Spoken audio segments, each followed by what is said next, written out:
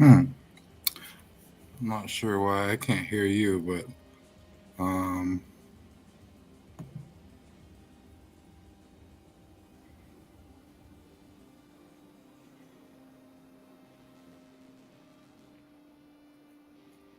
me see if I can figure out how to get some sound here.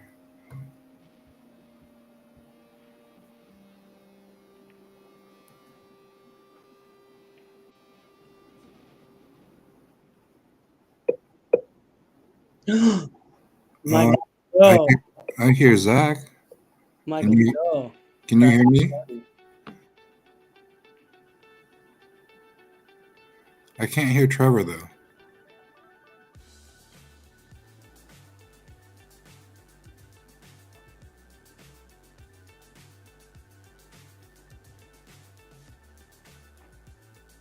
Can you hear me now? Yeah, I can hear you. All right, I was in there talking to myself. Well, first rack goes to Dylan and Martin. Yeah, it looks like an untimely error at the end kind of cost Anthony and Johan there. Yeah, I tried playing the safe behind the 8 there and caught it full. Pretty unfortunate, but the shape was missed coming up table for the 6 ball. But new rack, alternating break. Look out, Scratch. Ooh, brutal. Just kind of got herded into that side pocket.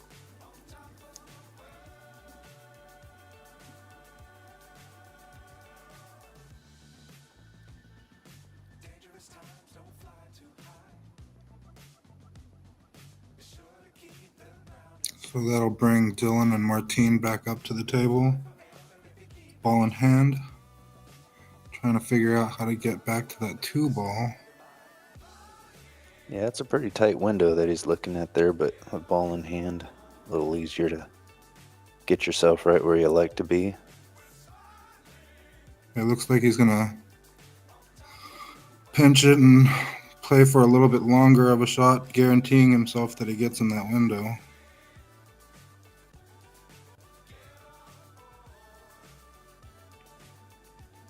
Yeah, just like that.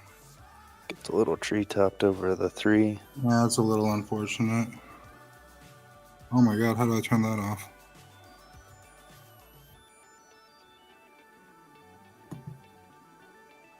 Turn off notifications. Yeah, it's a pretty tricky little table we got going here with 2, the 3, and the 4. Just kind of a lot of traffic in between. They can get well enough on the 3 here, the rack becomes quite a bit easier. Overcuts it. Might have just been playing safe there, but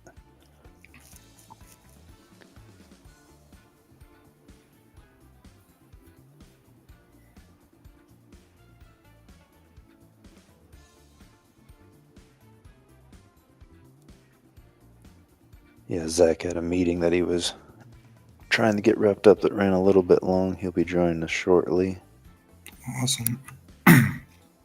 Yeah, with like this format's kind of cool because typically if you're doing some commentating and you're on site, you got to be really quiet and reserved so that people aren't able to hear what you're saying. But since we're not on location, like we can be a little bit more rowdy.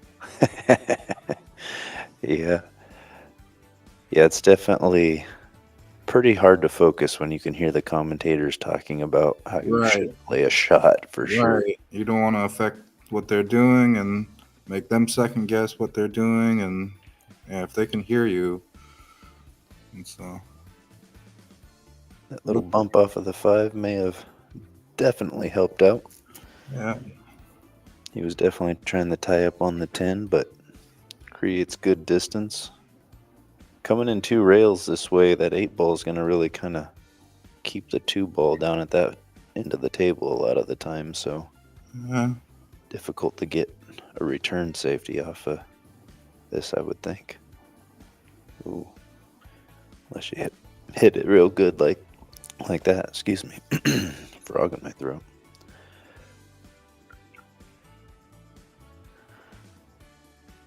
Yeah, they've had a few matchups now where, I mean, Dylan and Martine have been playing Scotch together for a while now, and I thought they were favored to win a couple of them.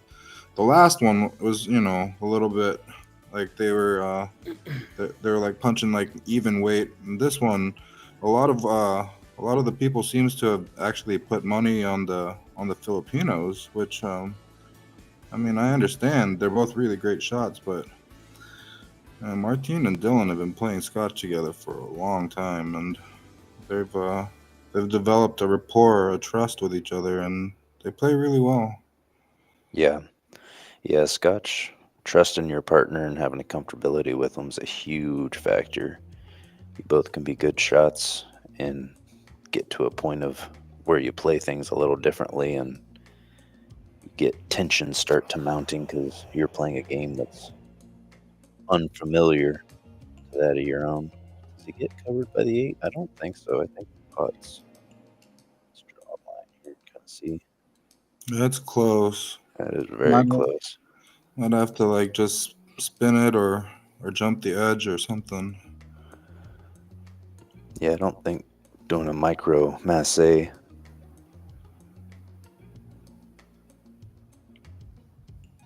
Could possibly go rail first. Oh no, it was just clean. Like Yeah, he had enough of that. you know.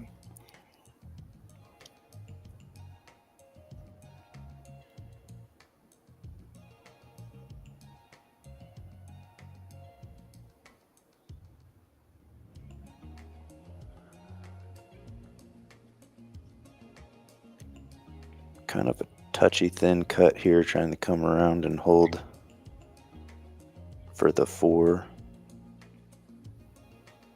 Not too bad. You just want to get enough angle to not run into that 5 ball.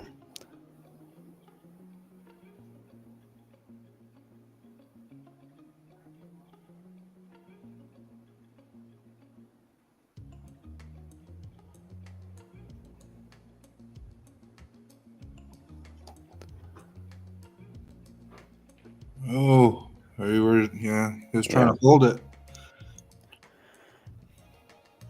kind of a two-way shot, getting it into that area though. I mean, it gives up the jump for sure. Yeah, I like Johan to make this one. I mean, lays pretty easy. I'm just wondering how he's gonna get on the 4 ball afterwards. Yeah, I think you want to kind of cheat the left side of that pocket as much as possible and keeps the cue ball moving minimal, hitting it fuller. Might be able to draw straight back up a little bit. Oh, No, yeah, I think he was worried about the position too.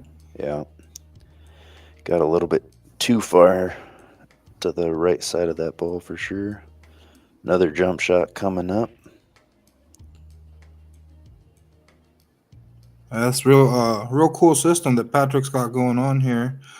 I'm pretty happy that Michelle decided to take advantage of this new technology and bring this into her pool hall. We should all be appreciative of that. And yeah, if you guys want to be on this live stream, go down to Legends and get yourself on table 21, and then yeah, we can do some commentary on your match if you'd like as well.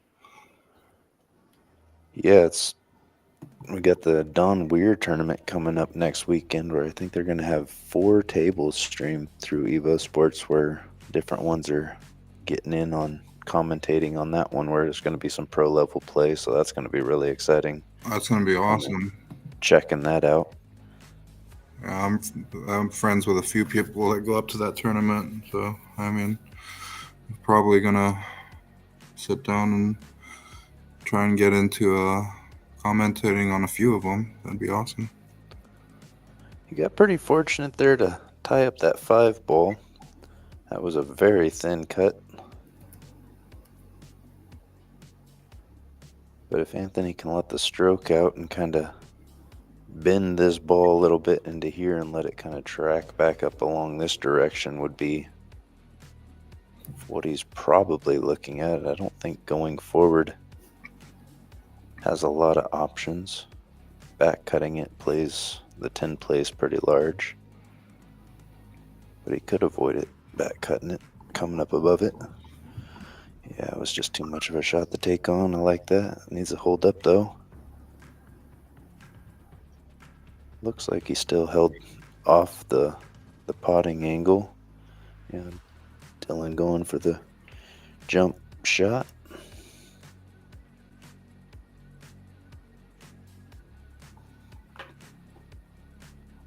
All four of these guys are super nice guys too.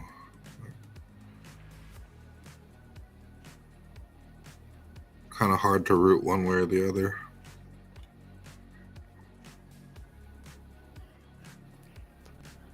Yeah, I always just root for good pool. I want to see everybody play their best game and see where the chips fall.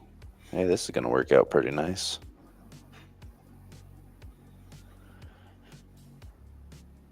Little bit of a safety battle going on in this rack. Yeah, lots of jump shots.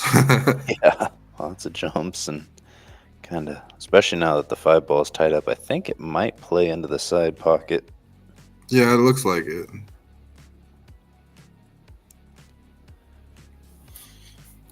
It's got to go a long distance to get good on it, but he's got a good stroke.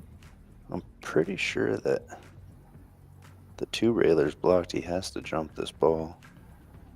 Kind of like playing it like you would a 4 railer, landing straight into it, letting it kind of carry around. Yeah, something like that. But it's going to squeak out. Yeah, that's going to sit pretty. They're going to have a good opportunity here. Yeah. The 8 being in close proximity, kind of have to find the right angle to not run into it, because you got to get some cue ball movement to get onto the 6, unless you like that combo on the 7, but it looks pretty thin.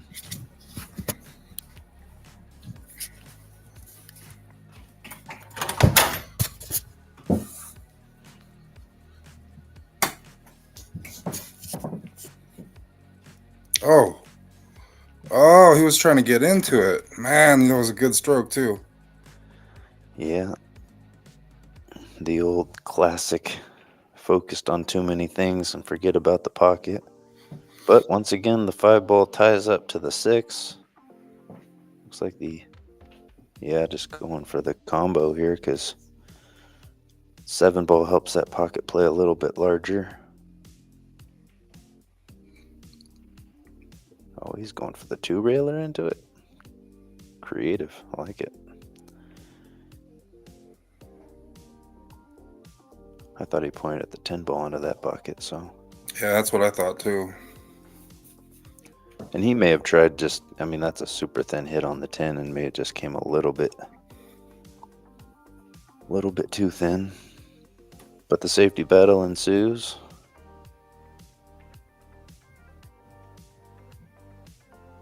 Oh, looks like my kids just got home from gymnastics, so I'm gonna step out for a second, but I'll probably be back here in a little bit. I'll let Zach get back into this when he should be pretty done pretty soon. So Yep. yeah, it was fun, Trevor. I'll look forward to doing this again with you shortly. All right, we'll catch you a little later. Thanks for tuning in. All right, man.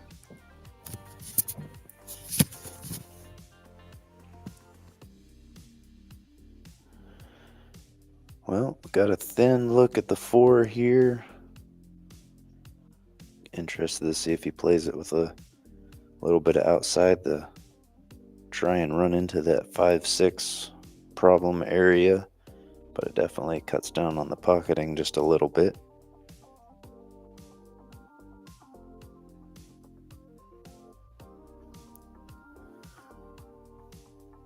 He's got a little bit of distance off the rail. That definitely helps. It doesn't look like it's right up on there, but still a very thin hit.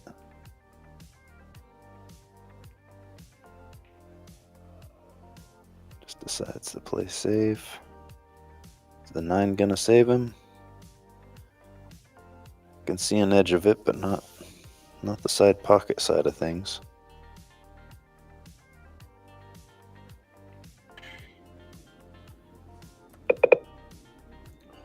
Zach, what's happening? What's up, party people? Welcome in.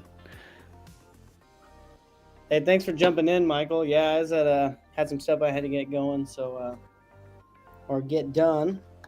So thanks for stepping in and not leaving Trevor all alone.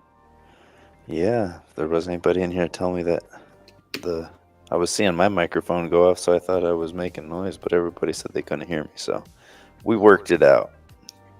Well, it feels like I just spent a half hour telling Michael Cho that I was home. So I missed what was going on in the match, but I see that it's 1-0. Yeah, this rack here has been just a back and forth safety battle of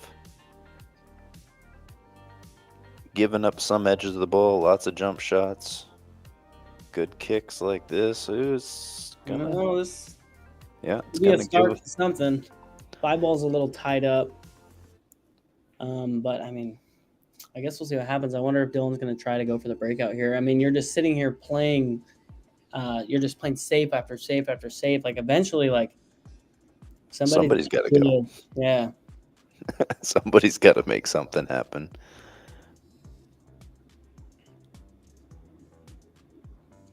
Looks like he was sizing up to get above the 5 to play the safe afterwards. Oh, he's going for it. Oh, nice effort there. Well, you got another safe opportunity here. A lot of the times you can play this ball where you're playing the 5 straight into the 6, right? And the 5 will just stick there. So I wonder if you can kind of cut out this way, and then the 5 will trickle down table. I'm trying to get my mouse here. Here we go. You kind of stun off the 5 and try to hide behind the 6. With a little bit of bottom, you can kind of get the 5 to react and come this way and get some sort of separation. Yeah. I like sticking on the 9 ball as well. If it holds up, it's a good one. Ooh, just squeaked out.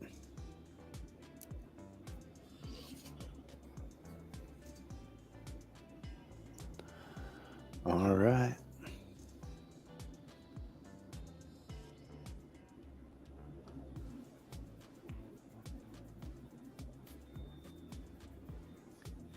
Maybe a little early round blue nerves going on there, especially after playing so many back-to-back safes. And you finally get an opportunity. Get a little shaky. Still. Which direction do you like to cut this ball? Because the cut's pretty much the same either way. I mean, I like either. I think Dylan's going for that top left. I like either, dude. The cue ball flies quite a bit if you cut into that top right.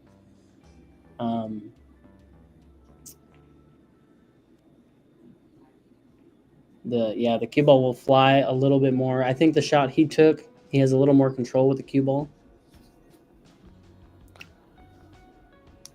Plus, I mean, yeah, I like the shot he chose.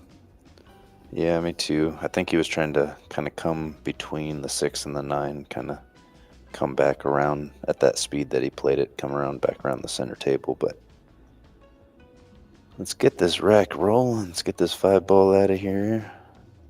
Needs to slow down or speed up for the side pocket, or none of the above.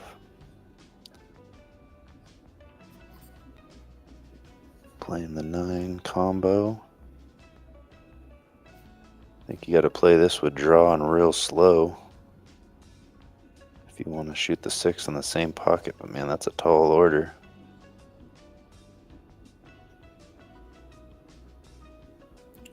Not a terrible outcome. You got a bank here. You got a carom here. You got safe here. I mean, you're already playing saves galore here. You might as well just play another one. Yeah, I mean, I favor the bank.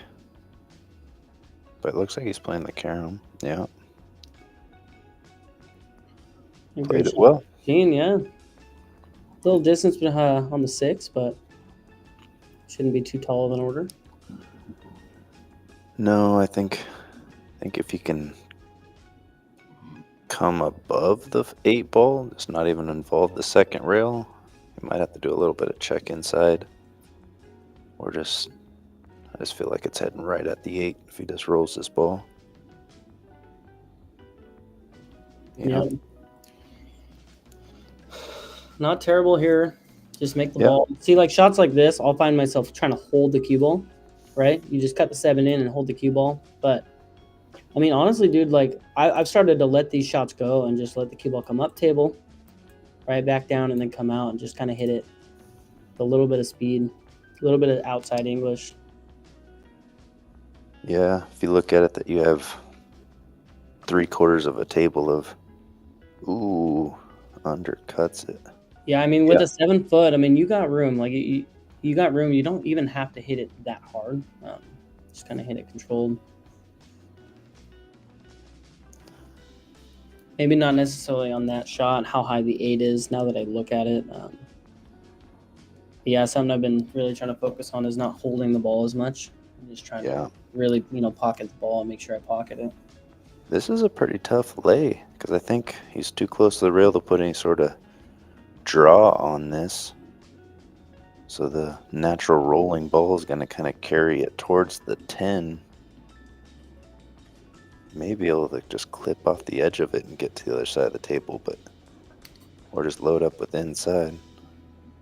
Yeah, straight into the 10. He was trying to, it looked easier than it was, but it was hard to get shape off of that ball with the lay. Only thing you got to worry about here is that side pocket. You just don't want to hit it hard enough to make it in that side pocket, is what I always tell myself. Yeah. Because, Cutting it a little close there, Dylan. He got above it. He's fine.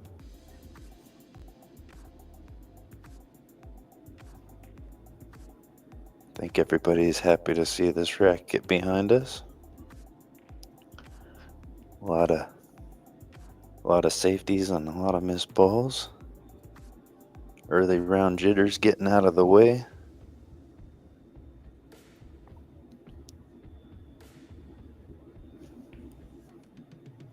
Yeah, I think the last match that Dylan and Martin played in, they had a peak of like 75 live viewers, and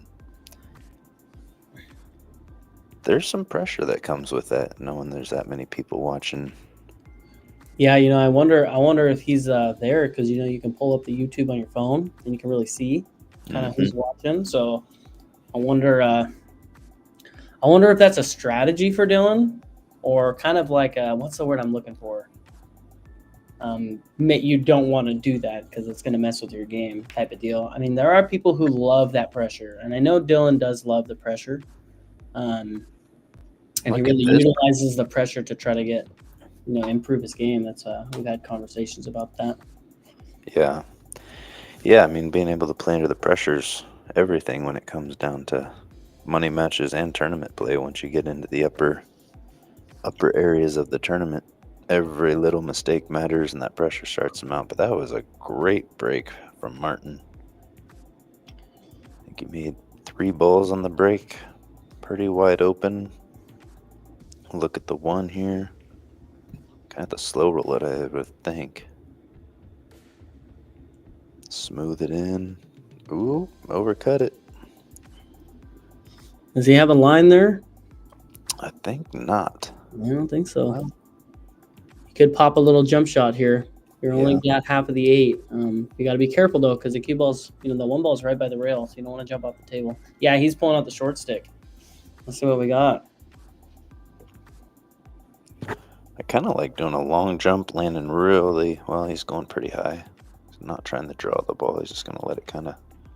Yeah, well, see, right there. If you're going to jump high, you need to land. Yep, right there, right where he pointed.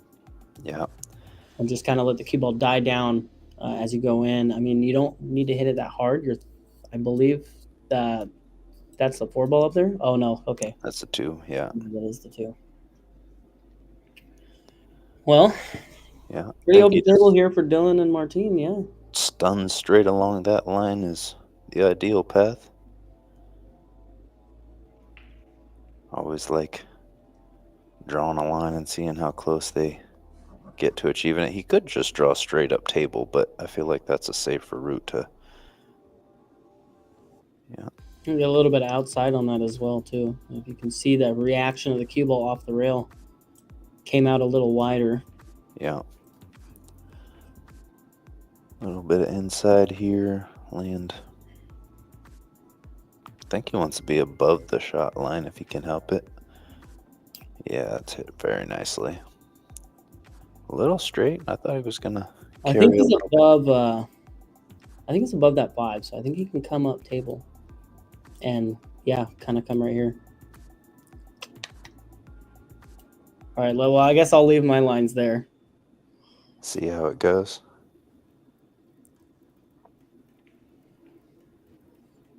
Close. Yeah. The right idea. Right He idea. put a lot of inside English on that, kind of made it grab that first rail and open up that angle. I think your line was pretty much with straight top, which was probably the winning ticket. Is he playing safe here? I think he's gonna go for this ball. I didn't think it cleared the 10, but maybe it does. Drawing it back out. Oh, a little bit of head movement there. Yeah, see, he played that with a little bit of inside, which could say the cue ball could kind of come out this way. I like playing that with outside and just trying to drag the cue ball out and come right back out for the 9. You get a little more natural shot making shot there with some outside English. Anthony Johann with the opportunity to get on the board here.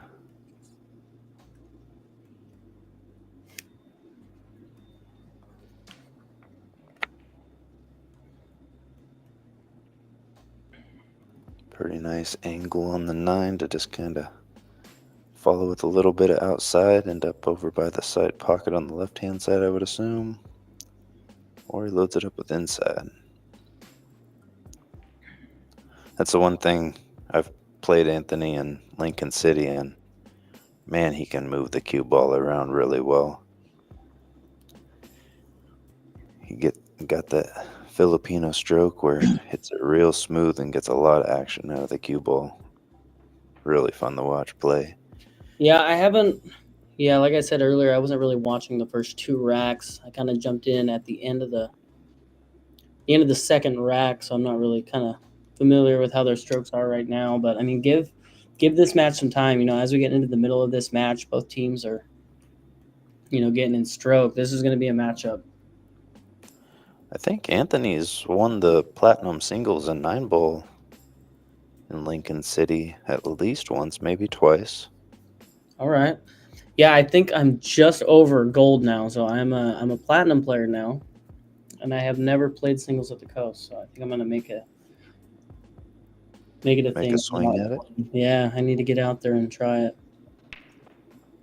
Definitely competed in the team events, and it's a lot of fun. The Western BCA puts on a great event. Big break. Look at that. Parks the cue ball in the center of the table. Got a good look at the 1. Looks like the 3-4 is probably going to get resolved here, but with the 2-ball with the way it lays, it's kind of dicey on getting shape if you're trying to get that breakout. I think he's probably going to avoid it, but maybe not. Oh, come on, 7, get out of there. That was a great effort. I don't think he has it, but that was a great effort. I thought that cue ball was going to lay up for him. Yeah, I think with all the left-hand spin he put on that when he ran into the 7, it kind of threw it more at the 2-ball than I thought. I thought he was going to get a good look at that 2 for sure. Great effort. Good opportunity for a save here. Ooh. Well, still a little touchy here. I wonder if you can hit this 2 full and just use a bunch of throw and throw that ball in. It is a possibility. Just load up on it outside English. Yeah, I think the slower the speed, you get more grab out of it. Looks like. Oh yeah, absolutely. It looks like he doesn't need a whole lot out of it. Maybe only like an inch of throw, but we'll see how he plays it. He may just play the safe if he's not having it watched, so it makes me think he's playing the safe. Missed the 3, and he should be. Oh, Well, landed on the thin side of things. I think he can thin this in the side pocket, but got to just miss the 3, which I kind of think it's going to play into the bottom side of the 3, which is it's going to kind of come into it like this line right here, I would assume. Yeah. Good hit, though. Plays it right up towards the side pocket. Got into it full enough. Nicely handled. There's a little drawback. Yeah, good opportunity here to kind of run a rack out, get in stroke.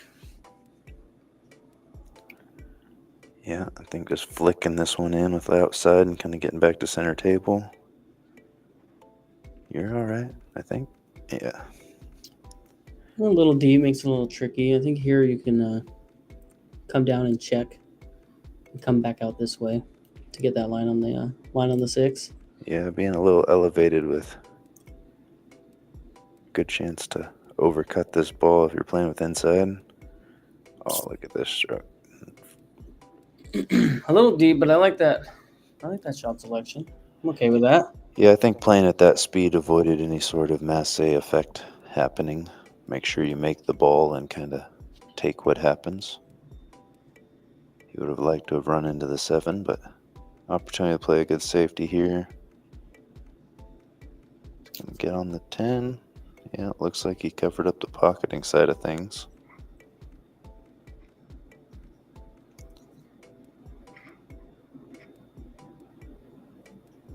And ideally, if you can bank this back up into this area right here for the 6 ball, have the cue ball kind of come down over into here would be. Ooh, he was just trying to thin off of it. Maybe he didn't have as much at that ball as I thought he did.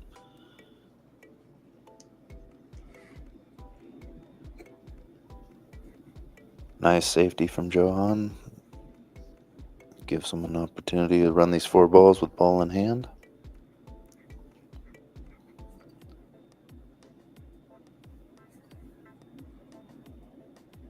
Couple of big tournaments going on these next 2 weekends down at Hard Times. You got the Chuck Memorial happening, where they got 1 pocket happening today and tomorrow, and then 9 ball on Friday or Saturday and Sunday. And then the Golden Fleece, the Don Weir Memorial. Once you get out, I think you can just kind of draw this ball. I wonder if he's going to try to come out. Looks like he's a little bit of top. I mean, the ideal position here is, yeah, see, you don't want to get weird. Like, if you try to draw out this area, you can get flat, you can get steep. I mean, I think, honestly, coming top and just kind of coming, well, that's not really the right line I'm looking at. Kind of coming top and coming out this angle, just a little bit of right. I mean, it depends. I mean, it's really simple to just kind of stun over, but it can get weird. Yeah, he's definitely playing top, but I think he's going to land more cue ball into this area when he plays with top. Yeah. Yeah. Makes it a little bit tighter angle on the 10. More difficult to judge the speed, but he hit it pretty well. Gives his partner an opportunity. The side pocket always plays a little part in your mind here, but I'm pretty sure you can just play this with top and not have to worry about it. It'll hit about an inch before it. Maybe even 2. Yeah. He's staring that cue ball down, saying, don't even think about it. Nice cut, nice out.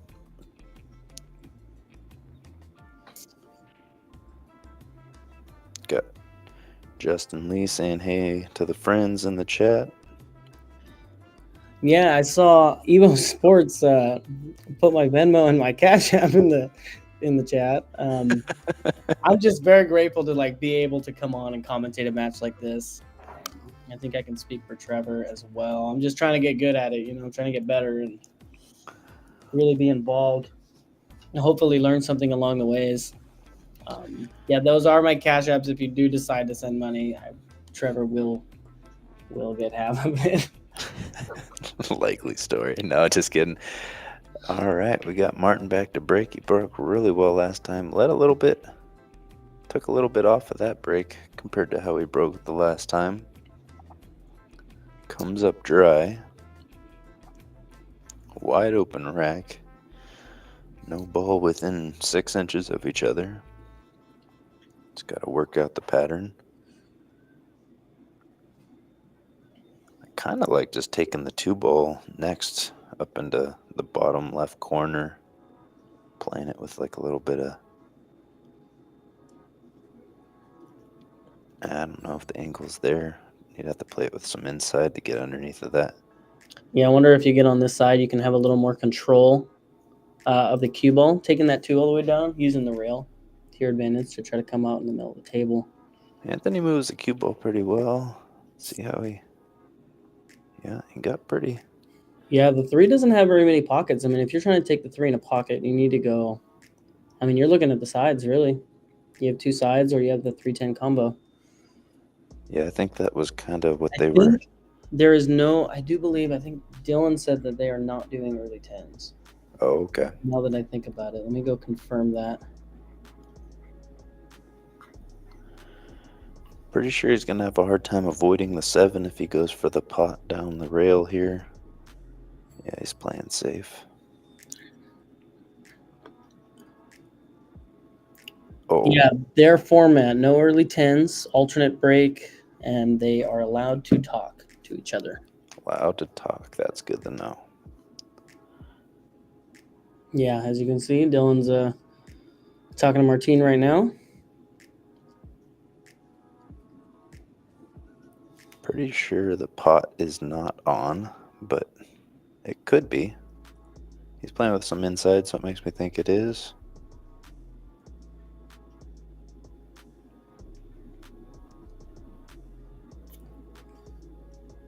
Well, we're going to get a shot at a combo here.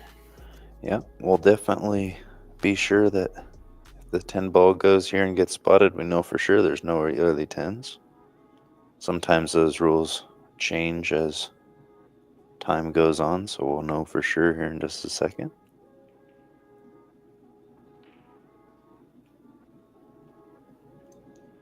Yep, he is spotting. 10 spots. I like safe here. Some players will like to get frosty and go for the bank. If you can thin this enough the way he's going, get a really nice safety out of this. You just catch it too full and looks like it's gonna maybe give up the edge of the ball. I don't think so. No, I think he got him. I don't know. I mean, he's gonna kick at this ball. It doesn't look like he has enough to really bank it, so I think he's gonna kick at this. Yeah.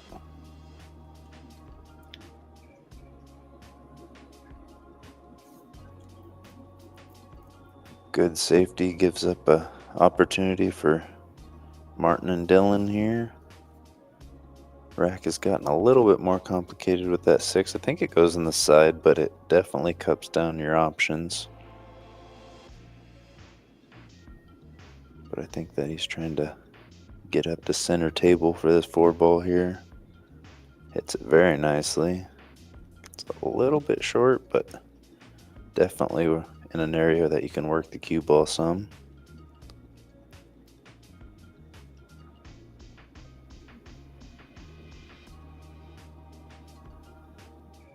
Yeah, the 5 to the 6 is the key to this rack. Got to get good on the 5 ball here to be able to find the right line to the 6 ball.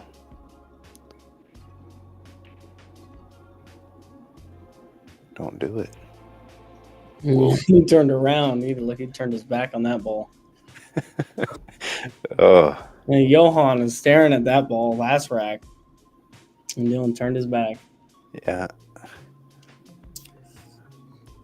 This is a touchy shot here. I mean, getting shape from here is going to be a task in itself. I think the 6 goes in this left side pocket. I think he's just going to play it with a bunch of top and kind of come around 2 rails maybe. Oh, straight into the... Yeah, that's a touchy shot. I think he was trying to. Well, actually, I wonder if he was trying to just kind of split this point in the 8-ball and come through. But sometimes you like have the feeling that you can hit this rail over here. But enough about that. I mean, Johann and Anthony a chance to take the lead. I believe the first lead. Yeah, first lead for Anthony and Johann to be up. They were down 2-0, I believe. Now that they've gotten the last 2 games, and I think this is a pretty... I think the 8 goes by the 9, so to stop the cue ball right there will be ideal. Maybe draw back a half of an inch. Or I'm going to have a hard time commentating on assuming what Anthony's going to do, because he does love to move that cue ball. I play a very concise cue ball if I can help it. He likes to let it loose and does so very well. Got nicely on that 8 to set up for the stop shot here, I'd assume.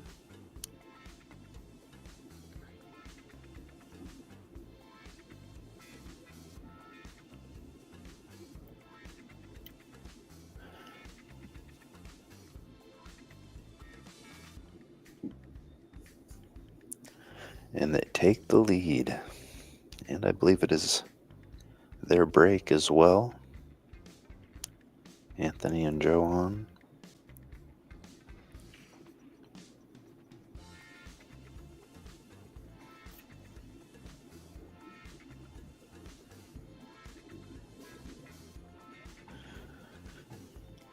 You got your sunglasses tournament happening this weekend, Zach? Yeah, dude. Yeah, this will be the 3rd year I'm doing it. Last year I tried to fill in 2, so if you'll see on Facebook, Sticks and Shades 4, I tried to do a 9-ball and an 8-ball, and I was planning on doing that this year, but I think I'm just going to kind of keep it 9-ball, do one a year. It was kind of like a birthday thing for me the first year, so I'm going to try to keep this tradition going. Awesome.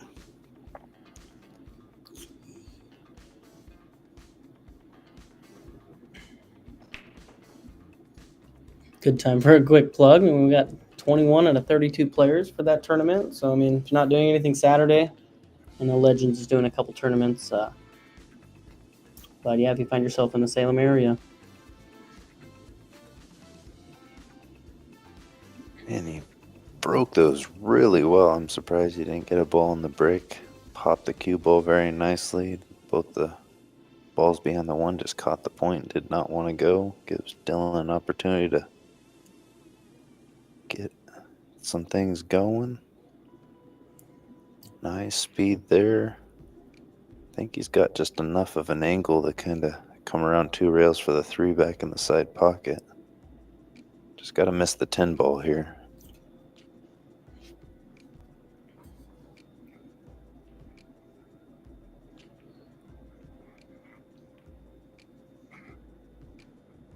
Very nicely struck. Needs to get off the rail a little bit, but he's got a good line just to roll straight forward for the 4 ball. Pretty unfortunate land right on the rail there, but he hit that ball sweet.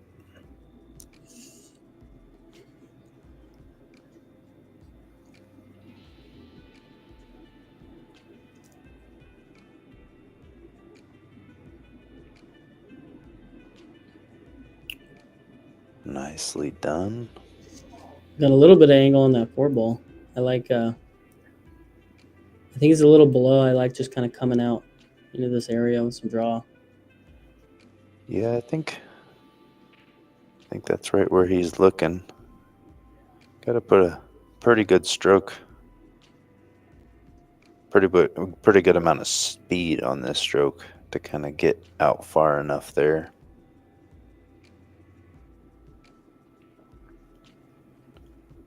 Yeah, you got to be careful. I mean, going too far here, you're going towards that 6 now, as shooting at this 5.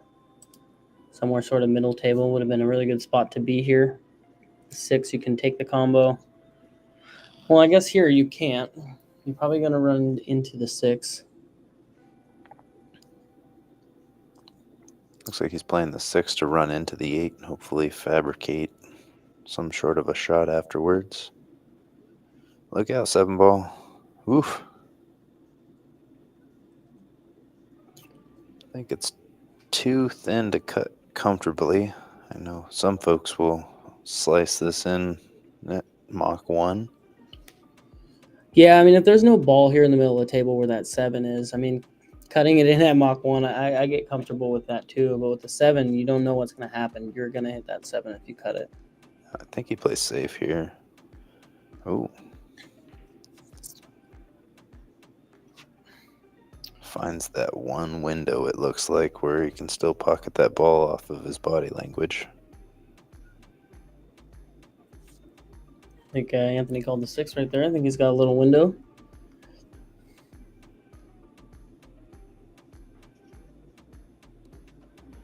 It is tight.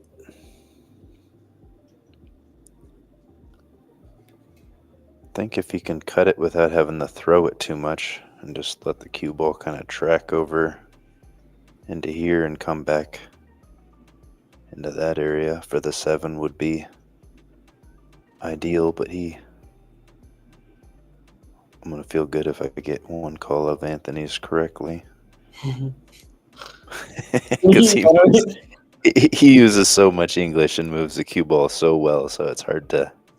Hey, I can respect that. I love throw. I love manipulating the cue ball, manipulating other balls with English. So I can respect that. I mean, he hit that so well, just missed the 8 and come across the top side of the 7 to give that opportunity. JOHANN, nice shot there. A little bit of check inside. Can definitely see Anthony and JOHANN getting a little bit more comfortable at the table, getting in the stroke, getting a feel for things. Having a little bit of a lead is a factor as well, too. Kind of gives you an opportunity to just kind of tell yourself, like, let's get in stroke, you know? It's a big, big part of the game. I think he wants to get on the right-hand side of the line here. I wish you would have called that one out, too. Yeah, I mean, he got to the area that I was assuming, but not by the path that I would have ever assumed. Got maybe a little bit too steep on this. The draw, you got to watch out for that side pocket. You got to really smooth this one at the right speed. Oh, beautiful. Beautiful shot.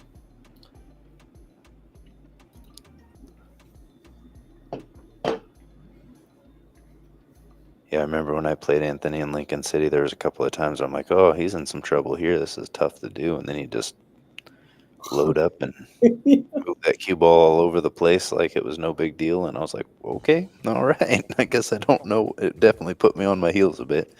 Nice out from Anthony and JOHANN there. Yeah, they're over here at Legends Billiard Room in Beaverton, Oregon. I know they did something with their tables. I think they got rid of a couple tables. But last I went, they had 21 7-footers and 9 9-footers. I think I know they added a snooker table. Dylan's breaking this time. Whoop. Oh my goodness, cue ball is 9 ball's gonna go. Andy's gonna have a look on the 1. It was kind of an uncomfortable line on the 1 ball here, being on the rail cuts down your options. Feels like it's gonna be heading right towards the underneath that 4. Hard to avoid it.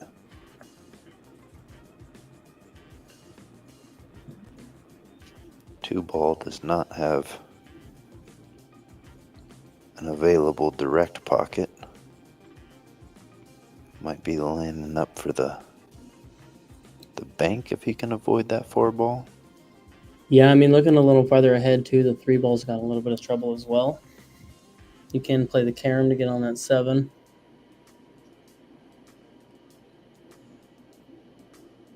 So you got some trouble to get started, and no look on the 2 after that. Yeah, he did come right underneath that 4, and it tricky lay there to have it kind of come out like it did. Dylan looking at his options. I kind of like playing this at like a medium speed just because the 3 and the 7 definitely blocked that pocket, but I think he called the 7 ball just as in case. Oh, this would be sweet. You could potentially get the 2 ball coming off of the 3, back off the rail, off the 7, and back in. Look like some Florian stuff going on. Man, Mike. I mean, yeah.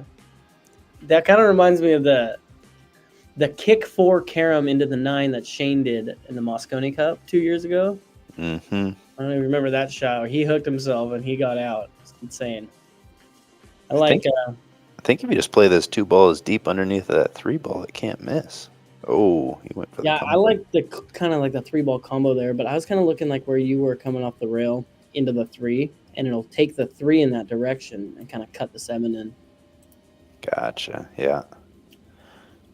And then Martin's trying to get his redemption for the corner for the combo he took a couple racks ago. Hard to hold your cue ball here. Nicely played into the 5. That was a great shot.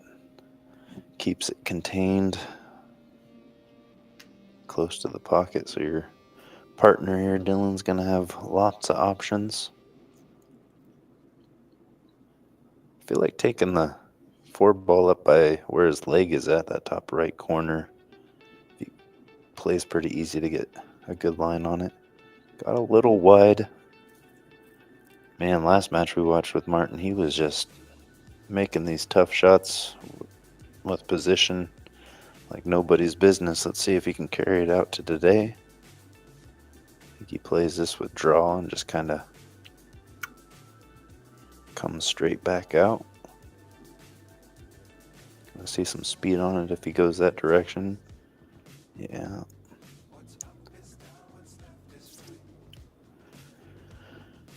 Not gonna hurt too bad unless they cut this 5 down the rail and get good on that 6. I think this is their first up to the table. I think they're going to kind of decide who's going to shoot.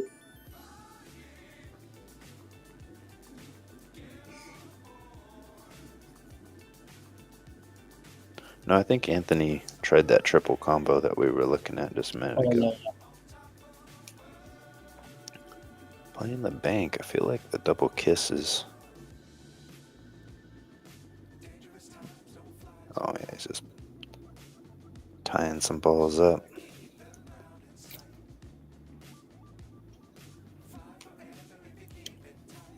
Thought he pointed at that side pocket for a second. I was like, I don't think you can bank it there without the double kiss coming in, but...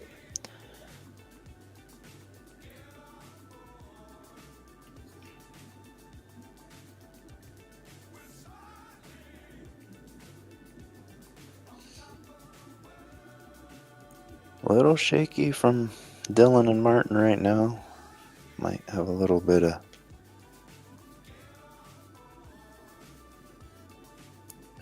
struggles getting in the stroke here. Just kind of keep having racks that have problems.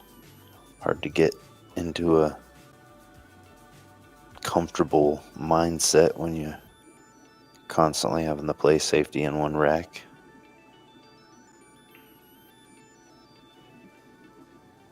Getting down onto that 7 ball and the 8 ball. All had to be done with a lot of precision. Yeah, curious to see what Anthony comes up with here. I do like breaking balls out there, but you don't know where the cue ball's going. It'd be tough to get on this 7 from here.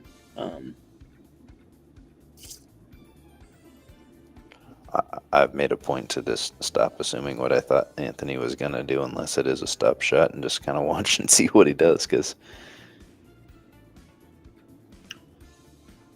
this needs to go a little bit. Pretty creative safety look there. And then hit this ball with some speed here. Anywhere in this, you can draw yourself a little circle. I mean, he's going here. You got to watch out for that 8. But I mean, really,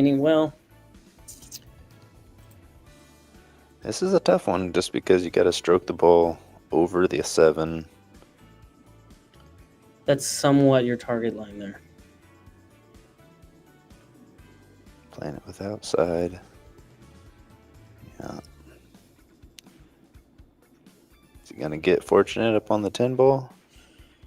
He is.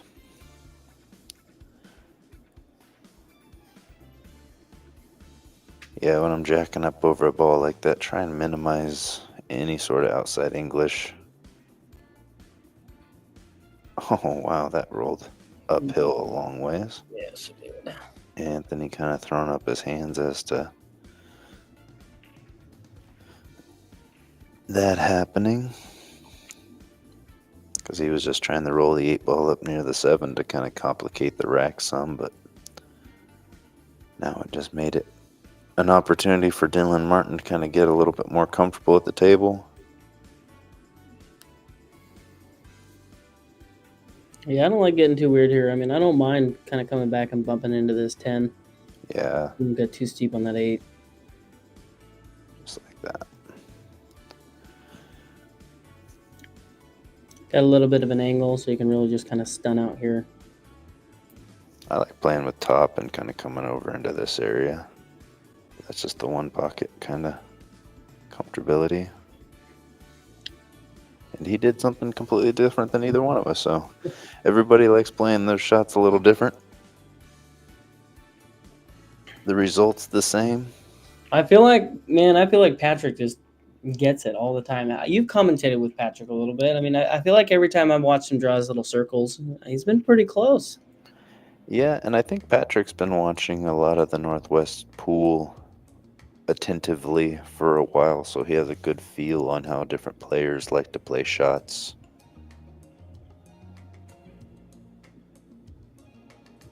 That definitely helps, because if I'm watching somebody and know how they play, I know how they like to play certain shots. It's easier to commentate on that when you've seen how they play before. Anthony with another big break. Man, drills both of those. We get a shot on the 1 ball. 2 balls kind of hiding behind the 9. I think, yeah, this is touchy. I mean, you can get somewhere in here that's amazing, but I think the 10 ball plays real big in this with just rolling it. I mean, I think ideally play it with a little bit of speed so it keeps it kind of on its tangent line there. And if you can split that up right, back up into here would be just being jacked up. Using any sort of English is going to be very difficult to accurately come in contact with the 1. Look at that line. Just caught the 10. Is he going to get a look? Man, he hit that ball almost as good as you could from there. That was a tight window to go between the 9 and the 10. Don't think he's got the look. He's probably going to play the bank and cinch the cue ball up behind the 9 for safety. Ooh, creeps out on him. a little heavy.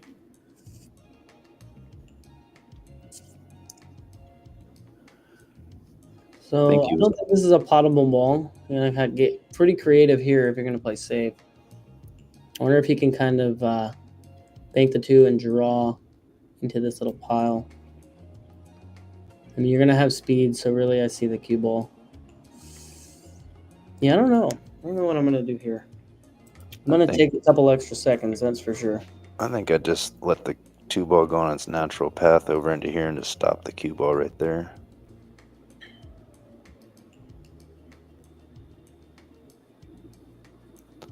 Oh.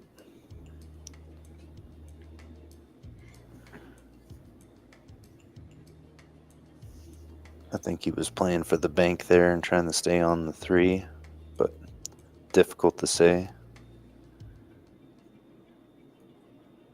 Don't know if the 3 is even pocketable on that side of it. I think the other side of the table, it might go into the side pocket.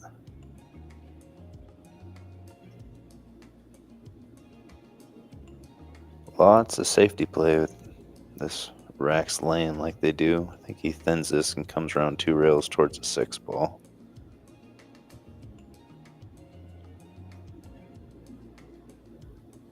Yeah, kind of caught the 3 there, broke it out. I think he was trying to miss that and get both balls over close to the rail, the long rail on the left, to have the 7 ball tie up the 2, but didn't quite get there.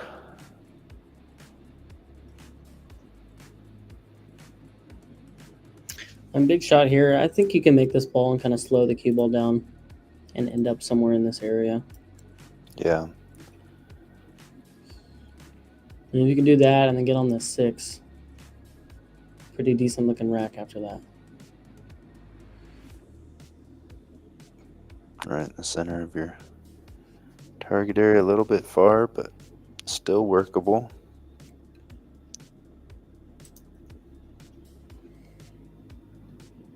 I know you can think to yourself, the 7 makes his pocket play big, but you don't want to touch that 7 because then it becomes a problem for you.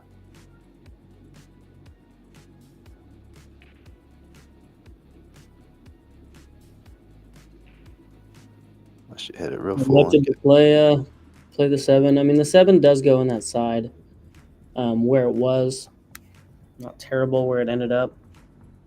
Yeah, he played full into it like it was the intention. He wasn't just barely nipping it. It was to get it out of there a little bit and make that cut angle be less steep.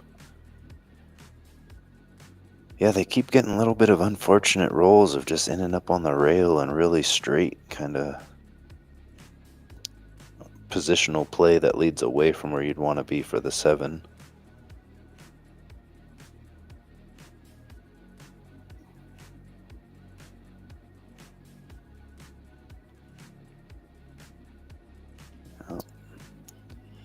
Just taking the medicine of a long one. Once again, a little unfortunate get on the rail because I think you would have liked to have drawn that ball and coming back out for the 8, but with this line, you're kind of cue balls. If you're just rolling, this ball is going like right down into the 8, but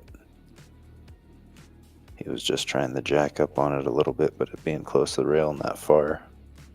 Gotta get quite a bit of elevation to get a draw on this ball. This would be... Yeah, he looks like he's going for a little bit of stun on this. You gotta hit this so pure. Let's see how he does.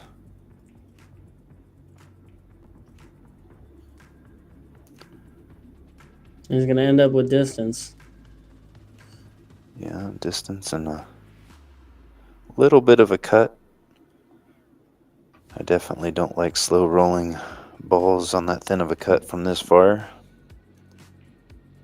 I don't think Anthony ever shoots that way the way I've seen him. So he's probably looking at coming around 4 rails for the 8 ball potentially.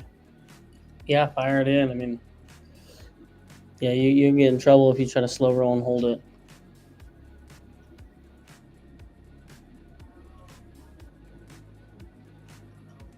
I give up.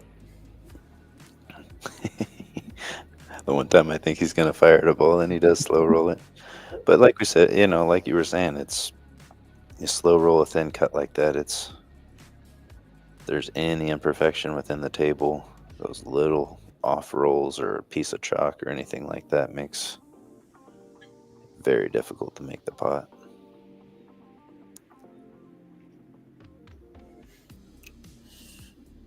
I mean, even here, I think you get a look on the 8 if you run into that 9 ball. Yeah. Or miss it completely and get up high enough. Looking great shot. Good speed control. I like that little fist pump. They've been having a little bit of uncomfortability within their body language compared to how I was seeing them play last time. So I like to see that building each other up a little bit, trying to get psyched up a bit, relieve the nerves with excitement.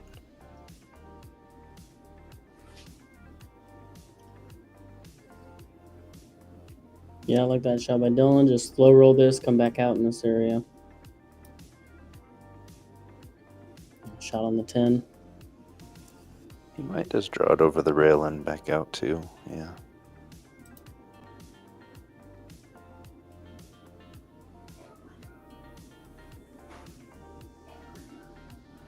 Nicely handled there from Dylan Martin, bringing us back to 4-4.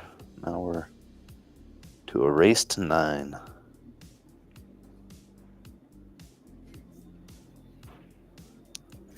Yeah, if you're not busy this weekend, I know Legends is doing three tournaments this weekend, and give you an opportunity to maybe get on the stream table.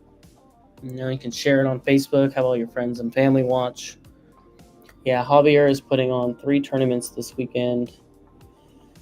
A 450 and under 9 ball on the 7 foots, a 550 and under 9 ball on the 9 foots, and an open 10 ball on the 7 foots. So $60 entry. So if you are interested in that, get a hold of Javier or call Legends. Yeah, sounds like a lot of different options for a lot of different skill sets and what game type you like. Should be pretty sweet.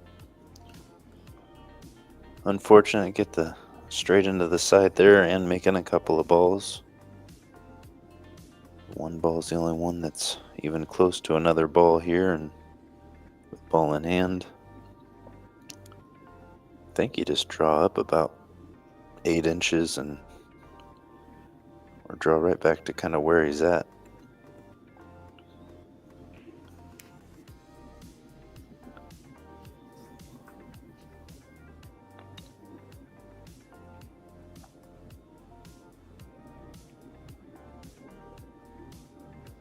Just electing to leave a little distance on the 3 ball.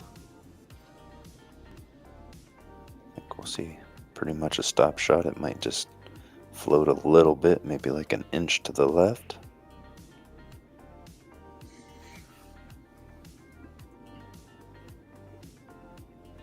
Yeah, I don't like doing too much here. I think you can just kind of kill the cue ball. Take what you got. You can try to come across table, but I don't see the point in it. I just feel like slow rolling it, you're kind of coming in that direction. In that direction if you're slowing it. Like I said, Yeah, see, you can get in trouble here. I didn't really see the point in doing all that. I like a slow roll. I don't mind, the shot he took. A little heavy. Yeah, I kind of liked that shot coming back around 2 rails. Just didn't quite get the action on the cue to get all the way over there. This is still definitely workable if he's cutting this pretty naturally. Comes along this line for the 6 ball.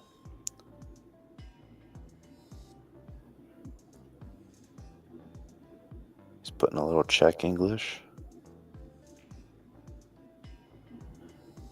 Yeah, check English on those thin cuts tends to make it undercut more often. Yep, those shots come in handy. Using throw comes in handy. Using English really comes in handy. But when you start really spinning balls, or spinning the other ball out of your shot line, you gotta account for that every time. Nice speed from Dylan here. Gonna get just below the shot line, it looks like. And if he's straight, he can possibly just play it directly into the side pocket.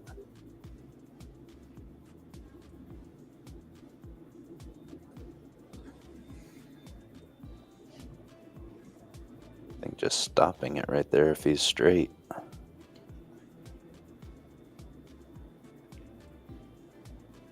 Look at that. Came forward just a little bit as well. Yeah, that's just a pure center ball. This ball replacement shot hit that really nicely.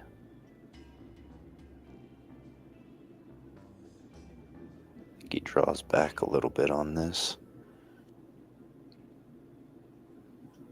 Ooh, yeah. Should be We're getting a little below that 8. Able to just kind of run the rail.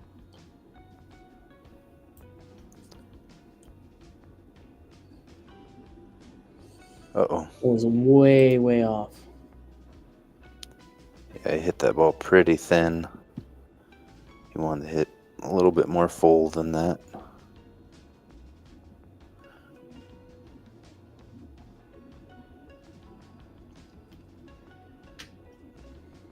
Come with it shot here for Dylan to bring him back to be back into the lead. He's really worried about that side pocket. Now he's looking at it the other way.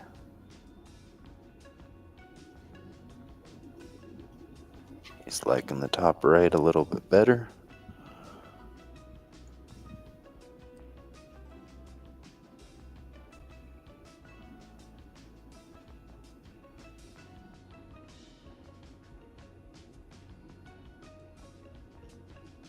Oh, yeah, it's Beautiful good. shot. Pocket speed. Nice shot from Dylan there. Yeah, it takes a good nerve to play it at that speed, because a lot of times when you're feeling the pressure where you want to overhit the ball, not leaving it near the pocket and all those different things, but he just really focused down on his accuracy and executed well. Yeah, getting towards the middle of the match now too, so I start to see hopefully you start to see some stroke coming out, some runouts, kind of like the nitty-gritty matches.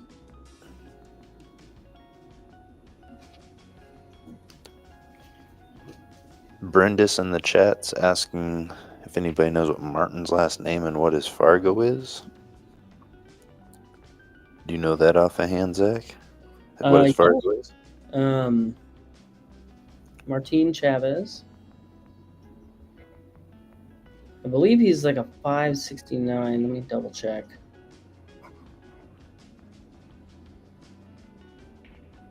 .567, Martin Chavez. Might as well blast everybody else while we're at it.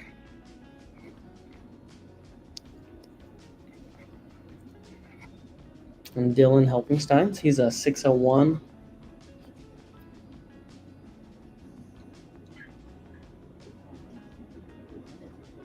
Johann now 552. And Anthony Avisato, I think he's a 530. Well, sorry, I was saying 630, but 614.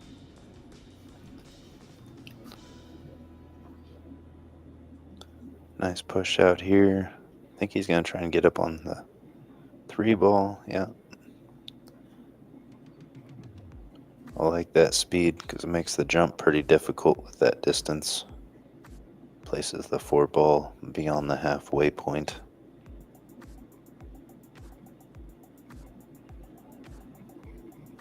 Where you kind of have to be jumping right into the 1 ball to keep the cue ball from skipping a lot off of that second hop.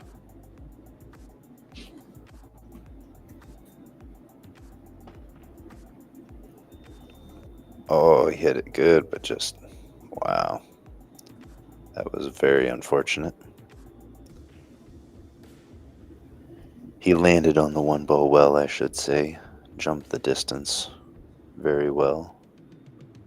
Still caught it on a little bit of the up skip, and cue ball traveled forward into that bottom corner. That's crazy.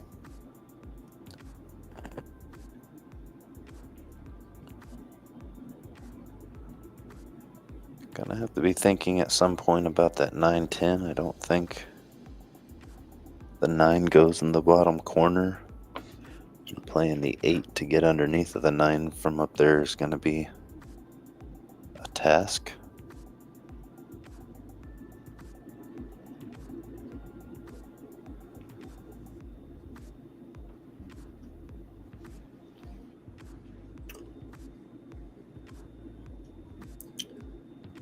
Got a little funny here. Martin's looking at the pot here. I wonder, playing safe could be a good option here. Your cue ball is going to run away. You can try to kill it. I think that's what he's going to try to do. Just kill it. Ooh. But yeah, cue ball kind of goes away. But nice shot by Martin for sure. Yeah, that was the epitome of pocket speed. That's as close as that cue ball could stay to the 4 ball with the way he played it.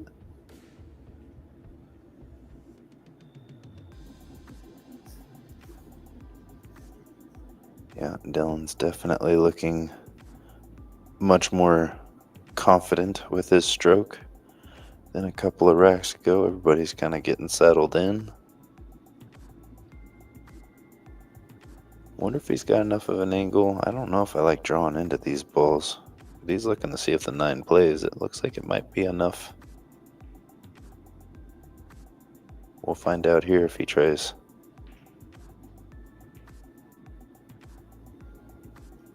Getting into those balls, or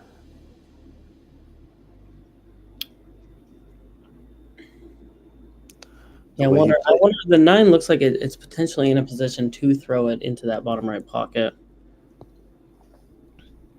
But playing it safe here, I think, yeah, I like coming under it. We kind of 2 rails and just kind of come out here and out this direction and just kind of come under it.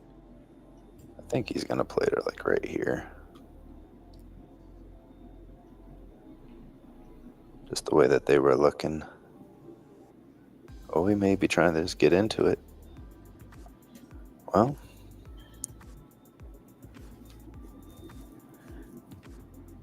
see if he got enough of this ball to...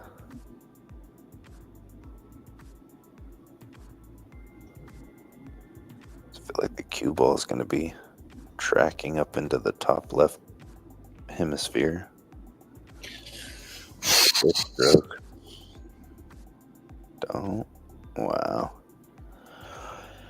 Nice shot there. Shot by Martin. You were talking about this earlier about the last match they played together, coming up with these big shots. That was one there.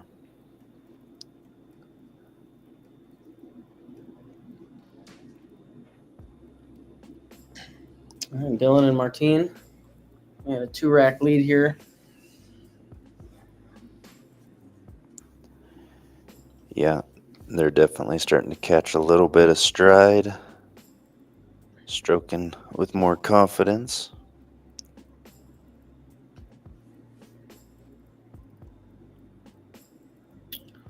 I'm going to take a quick breather. I'll be right back. All right.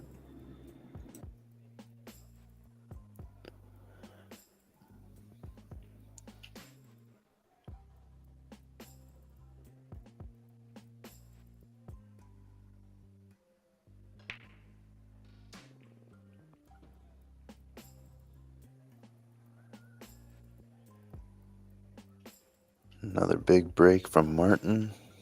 Looks like he got a ball this time. Looks like there's a look on the 1. If he's straight enough to draw straight back, but I think he might have a little bit of the edge covered up. He's got to jump it, yeah.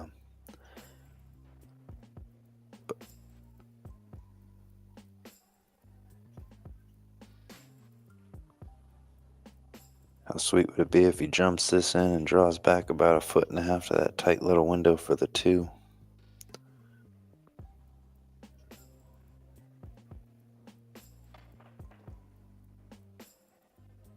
Oh, not quite with his body language. Nice jump though. Landed a little bit on top of the ball, so the draw didn't have a chance to take effect like he wanted it to. I think he's still concealed. No, he's looking at the rail. Thought I could still see potentially an edge of it, but doesn't look like it.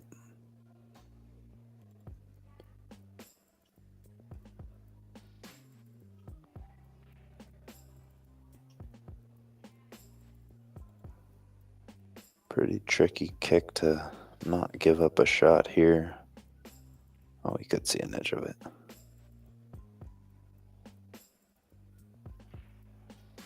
Gonna give up a shot. It's gonna be...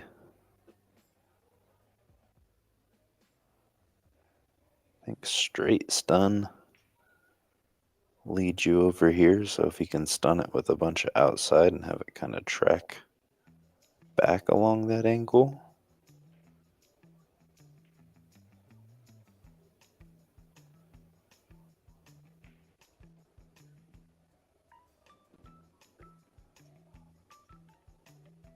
Nicely done.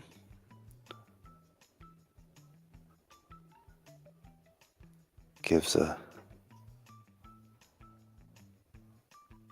decent look at the 3 ball.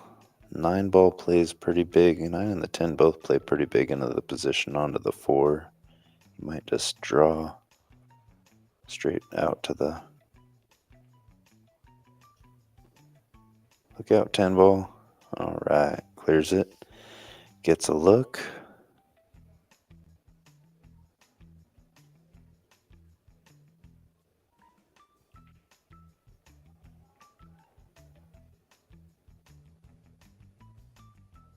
I think you might just thin it and kind of play to this target area up into here.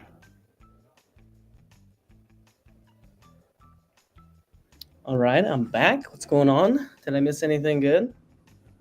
A break where Dylan had to shoot a jump shot afterwards and then didn't get a good look on the 2, tried playing safe, and now... Okay, Anthony and Johann up the table. Yeah. Coming a little deep. Might have a window. Take it all the way down. Oh yeah.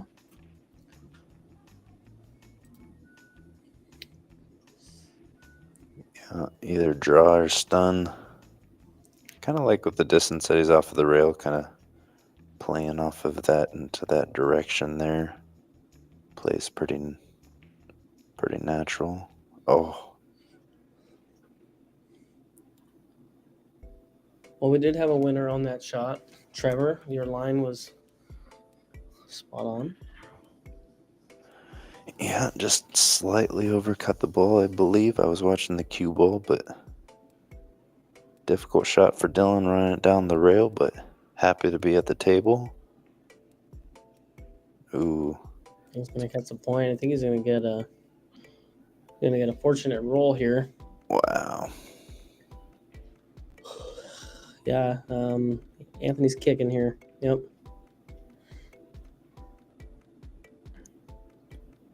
And you make this ball, your cue ball is traveling for shape on that 6.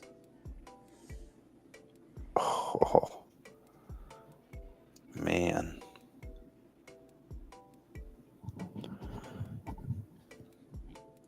It's always a heartbreaker when you come to the table off of a fluky safe. You make good contact, and yet still the cue ball finds a way into a pocket. You're just like, insult to injury. It's a nice kick, just unfortunate for that result. Dylan and Martin, though, looking to extend their lead. I think he just stuns into the rail and kind of comes back up along this line here. Might be drawing around, but I kind of like the straight.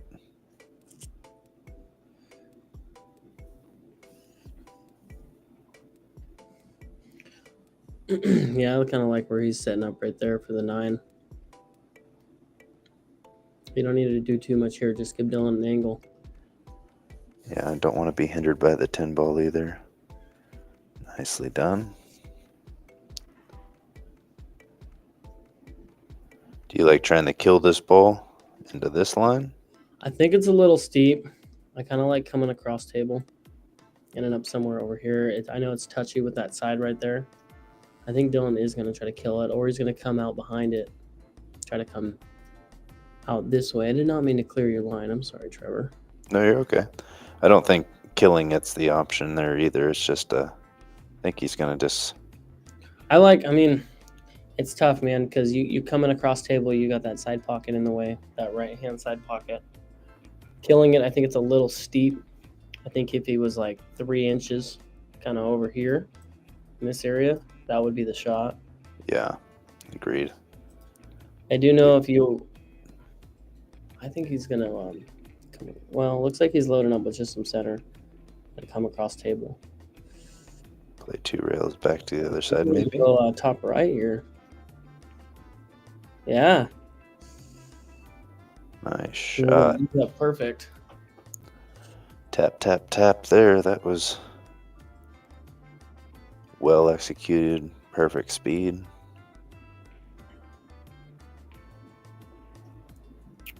Yep, Dylan and Martine made their way over the halfway point with a three rack lead.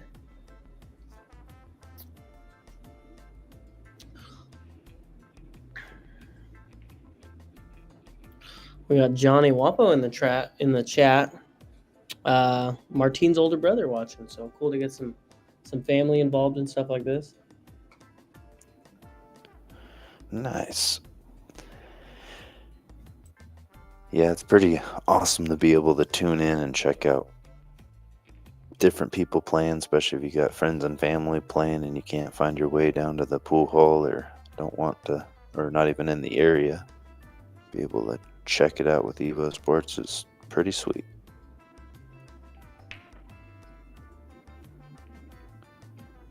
Nice break. Cue ball and one ball shaping up beautifully. Only little tricky thing I see here is just the 2 to the 3. Yeah, 3 ball is the key ball here. I think he's going to want the cue ball to end up like right about there. Overruns it just a tiny bit. But he can just draw a straight up table from there too. Looks like he's pointing at the 6 ball to try and draw straight into it to kind of. May have a slight angle here. He may. Oh yeah, he is going to draw. Okay. Needs to go just a little bit. It's definitely potable. The 9 ball just. You'd like to avoid having to interact with it with this shot, but. I kind of like cutting this ball into this side of the 9 with inside English, letting it really take off along this line.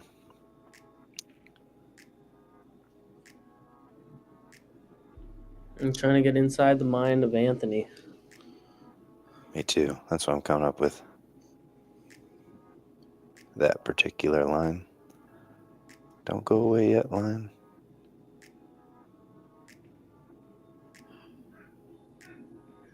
Or just miss the 9 all the way together and still get there.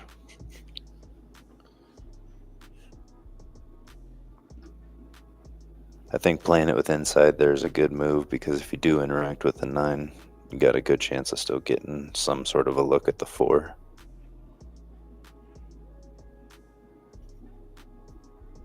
Nicely played.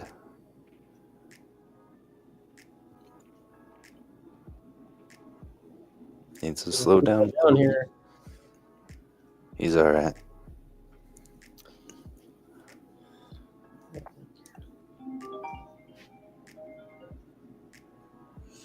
One second, Trevor. All right. He's debating if he wants to just stay on the short side or try and draw up above the 6. Looks like he's just playing the short side.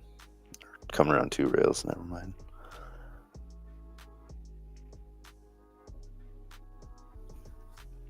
Nicely done there. I think he'll play a little bit of outside draw and kind of.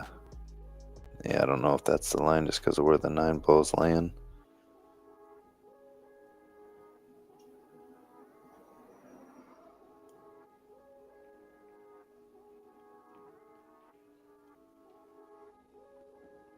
Nice touch there. Stays straight enough on the 8 to be able to draw straight back. Might have a little bit of a, yeah, it looks like he's got a little bit of a cut angle there. So max draw is going to be bringing you somewhere along that line, I would assume. Looks like he was looking at the 10, like he might be interacting with it.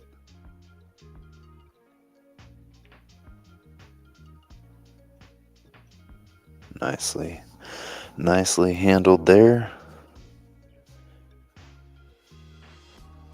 Anthony and Johann here looking to stop the bleeding and close that lead.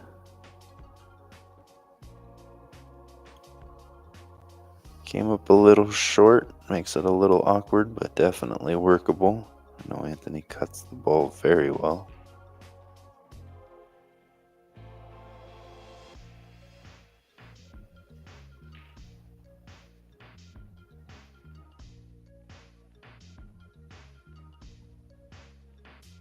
Very nice.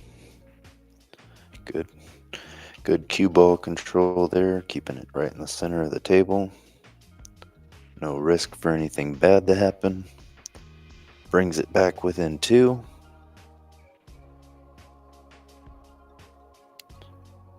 Johnny in the chat says, yes, sir.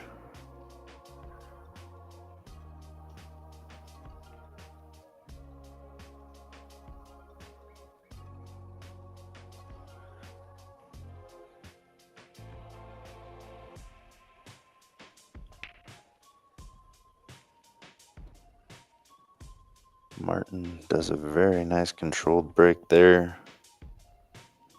Gets one of those balls behind the 1 ball to go. Leads a pretty natural shape on the 2 ball just to kind of carry along this line back out into center table.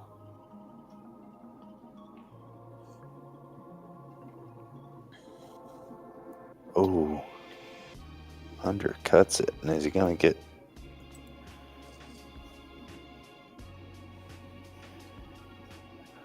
Gonna get a pretty tough safety to kick out of here.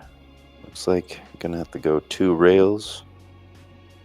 Looks like he's playing 2 rails to play the bank. I wonder, taking this route here with some left English to kick at it. I mean, I think for the hit, I think what he's doing is good for the hit. Calling that just in case it goes. I think the way he's going, you can get safe out of it too. Yeah. Fly up this way, and the 1 could stick behind the 6. Yeah, definitely hitting the left-hand side of the 1 ball as you're coming into its perspective is gonna lead to the bestery, which he did do, but gets the double kiss and just finds that gigantic window. Man, Anthony is hitting the ball well and just getting unfortunate rolls, that's for sure, on the last 2 or 3 kicks that he's done. He's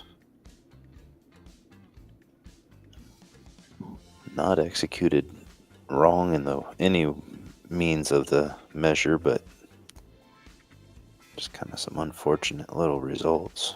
Ooh, okay, you can still see it.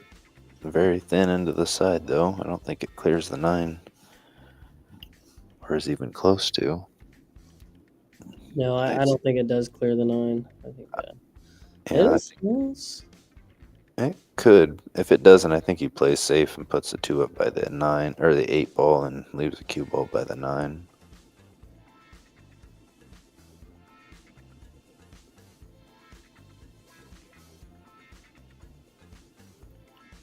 I could go a different route. Yeah, I see the cue ball right here. I don't even know that I'd try and work it that much. I think I might just park it right where it's at. Just focus on stopping the ball. Because I think trying to get it too close to the 9, it's easy to overdraw it out past it. But he handles it very well. Good shot from JOHANN. Yeah, Right in your circle. Kodomo in chat's wondering, asking if there's a reason they changed these ball colors. Yeah, the reason for it, they're TV balls. So commentators or people watching over video can kind of pick apart which balls are which. It's kind of tough to see in the traditional balls. Some balls get mixed up in color. The 6 and the 7 get pretty confusing, and the 2 and the 4 get pretty confusing. Yeah, the 2, 4, and 8 ball can be, depending on the lighting within the room and the color of the balls, it can be hard to differentiate through camera. TV balls make it a little easier. I think he's gonna, leave the 2 ball on that side. Needs to slow down just a little bit. Got there.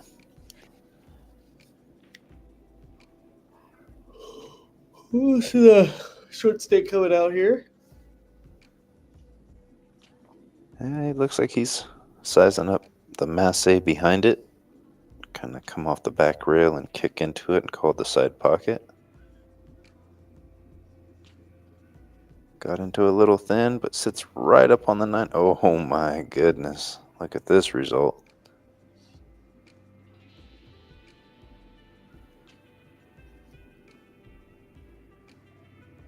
I think you almost have to play to the maximum over here and use English to kind of get you into this ball. I think the 9 ball blocks the natural line. I think he's got enough space. He is kind of size enough to split the difference between those two balls. But you do got to kind of, yeah, I mean, you got to use some English to get past that 4 ball. Too much. Oh, he may have been actually just looking at kicking the 4 ball into it to make things messy. I believe 3 foul is in effect here. Yeah. If you can play this right, I mean, you got balls on the other side of the table to where the 2's going right now. See, I like this, playing it over close to another ball. Yep, that's how you got to do it. Make sure you can get that next safety if you get the opportunity. But I think as close as that 2 ball is to that rail without a ball in the way, I think playing it along this line, yeah, he's just calling the...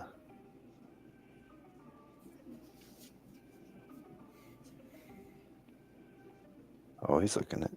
I'm not sure what he's looking at. No, he's got to be kicking that way.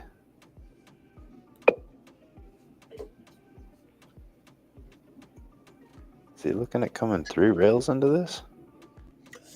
I know, I saw, like, as you were drawing that line, I saw him looking along the lines of not just straight kicking it. I mean, you are hiked up over the 8 ball. A little top action going here, but I like...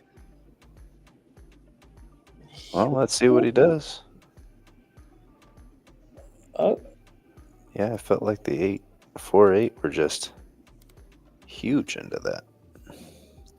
But it does take away that little tuck-in zone that they could have had. But yeah, when Dylan plays this well and just parks the cue ball pinched between the 6 and the rail.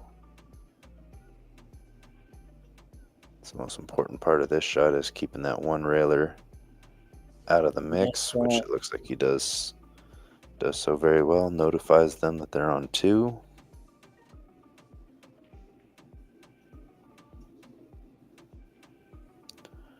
All right, let's see what kind of crazy stuff I can come up with here. It's a really, really good safety. You cannot kick this way. You're like, I mean, come here, right? It's a little bit of English coming out this way. I mean, I really think that's like the only shot. I mean, you come around table, you got this 3 and the 5 right in the middle, blocking a lot of pathways. I think you play into this rail because I don't think you can really comfortably get English as close it is to that 9 ball and let that rail kind of create the English you need. It's not easy by any means. I think, let's see here. I mean, you only need a little bit, and if you can hit it with a little bit of speed, you know, you can still come on this backside of it, because that 4 is pretty big if you're playing to hit this bowl.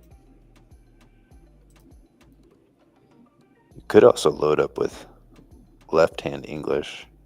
Oh, I see you, yeah, and come out. Come here and come out and around, yeah.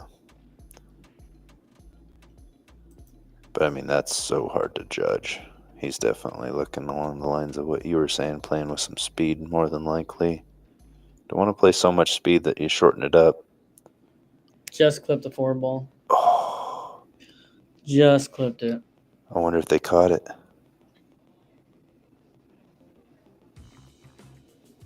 Good honesty coming from them, because I don't think that Martin's seen that.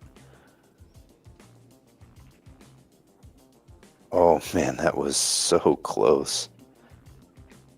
Yeah, Martin was up ready to shoot. Yeah. Good sportsmanship there on Johann. The cost of a game, but much respect to not even act like you didn't see it hit it. But man, that was a great effort from there. I mean, that was... Yeah, I mean, it's tough sitting there on 2, right?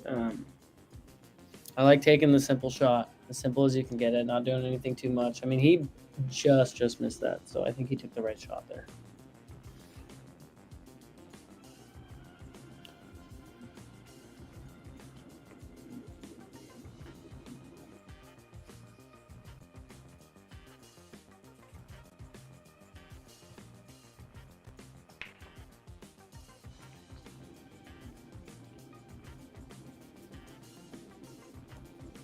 Break looks dry.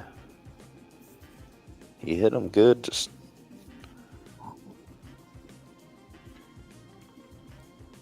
ball's behind the one ball. Just went into the long point.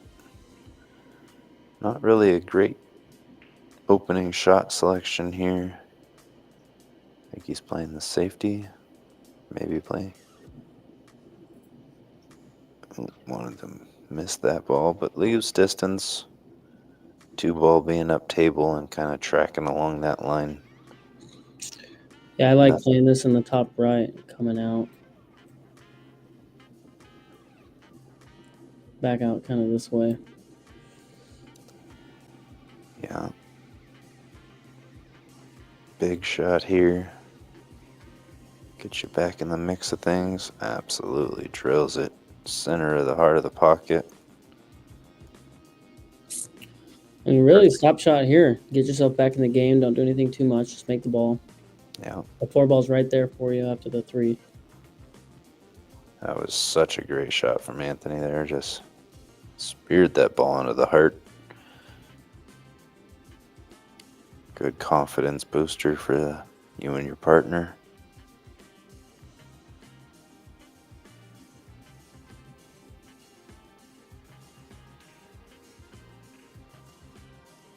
I think if he's got enough angle here, just playing this with top and coming out off of the bottom rail.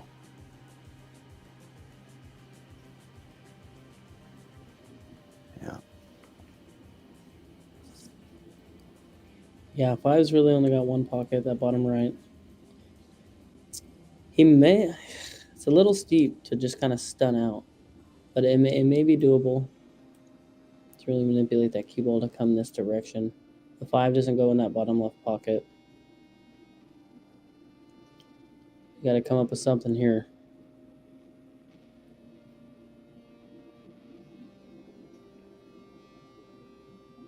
Little drag stroke. Trying to get into it. That's going to work. Hold up. It's going to give him a shot on the 5. Pretty thin cut.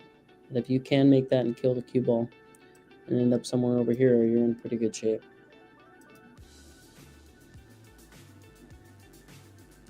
Yeah, if he doesn't feel comfortable with the cut, he's got a pretty easy safety option of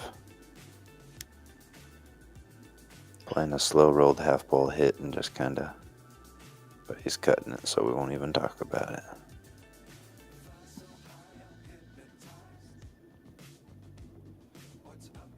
Yeah, I think if that 8-ball was in play a little more, then he's definitely looking at the safe, but he had the full cue ball to work with on that shot. So yeah.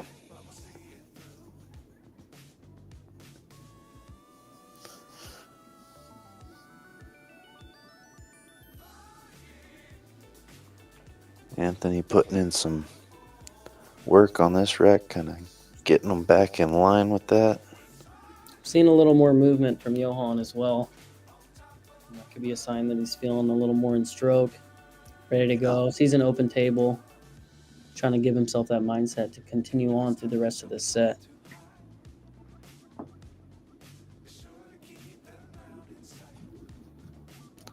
Really nice line there. I like playing this with like inside English coming 2 rails at the 9. Yeah, like he's looking at. Yeah, Johann is moving a little quicker now. Yeah, kind of table. Finding yourself somewhere on that line would be absolutely ideal.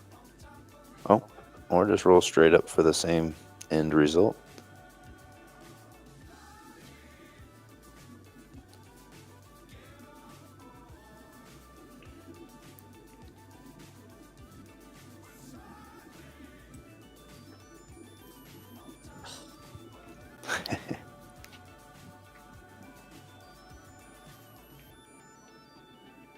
Gets them back in the mix. Is that a break and run right there? I think that was a break and run.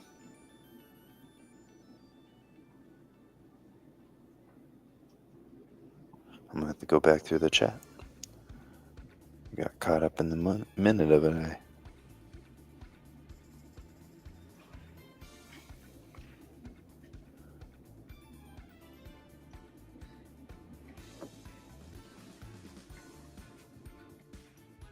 Oh, no. Dylan went to play a safe off of the break there. That's right.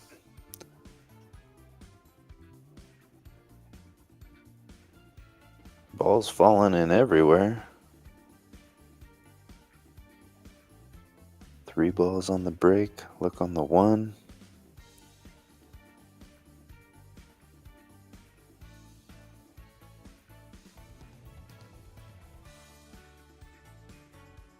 So looking to see how tight it is past the 8.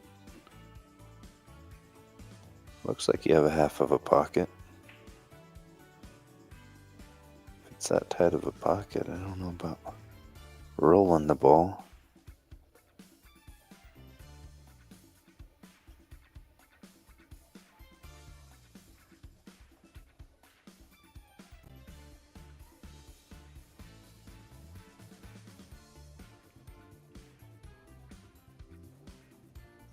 Oh, he may have been trying to just get it to slide in.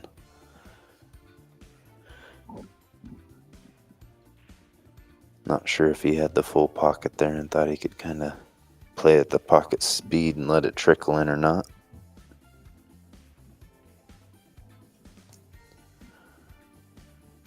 Hard to tell from our camera angle.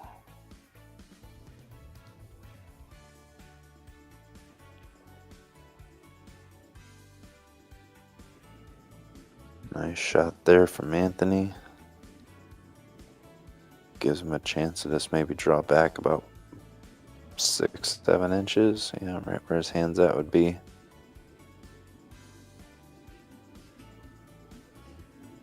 Five ball's a little tricky to get on. I kind of like playing the 5 from close to where the cue ball's at right now.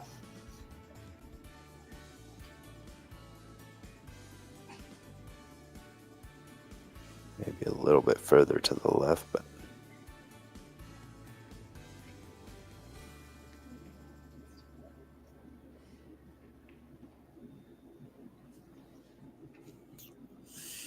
he actually may be able to let us stop this 4 ball right here and have. Yeah, I think that's a smart play to just kind of stop yourself here. Don't flirt with that 7 too much. If you can have, and you do have a little angle to kind of trickle up and get yourself a little closer. But I don't know.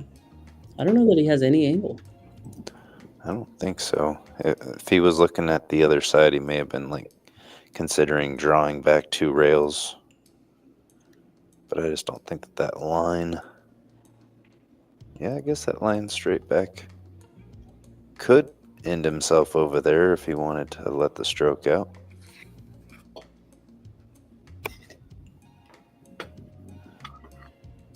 We'll find out here momentarily what he decides to do.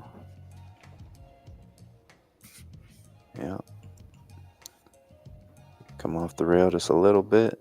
I think he would like to have a little bit more off the rail, but I think he's got enough of an angle just to follow forward, come back out to the left-hand side of the 7. Kind of just let it travel like this.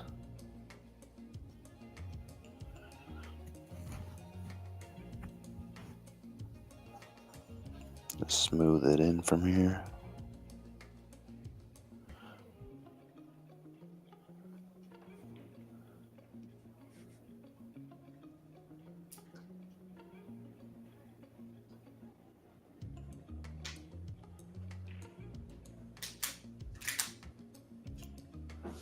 I think I'd like to be on the other side of the 7 just to be a little bit easier access to the good side of the 8, but Anthony draws his ball back out to the center table so well. Seen him shoot this shot a lot. Oh, coming right. Yeah, I was thinking that route too. You don't need to get stuck right 10 here. But I was thinking that route too. Just coming 2 rails out, playing it in the side. You're following that line. Yeah. Got a little fortunate bump on the 10 ball there. Just got to bear down here and just pot this ball. Elevated up, jacked up. Just got to. Oh, yeah.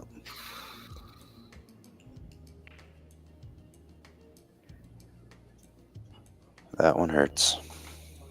Yeah, I've noticed, man, I miss a shot like that in a key rack. And it really kind of helps my mental game. You just get it out if you're nervous or you got nerves running through your system, and you get a big miss like that. You kind of just say, okay, well at this point,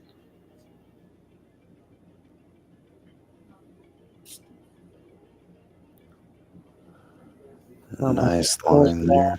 but it is coming towards the second half of this set. That's a very, very big rack right there. That is a very big wreck. Now the sense of urgency to win a game starts to. Yeah, I see him shaking his head a little bit. To be a pool player, you gotta have short-term memory for those types of situations. Just get back up to the table and play the shot ahead of you.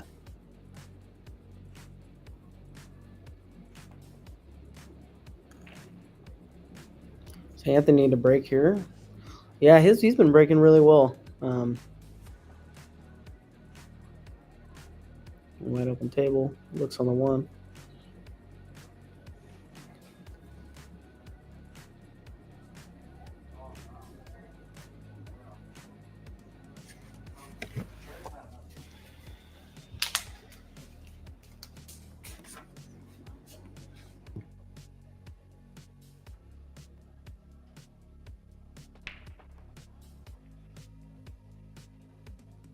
Four ball gonna no. Cue ball getting kicked all around the table. Looks dry. Doesn't look like the one ball has a pocket.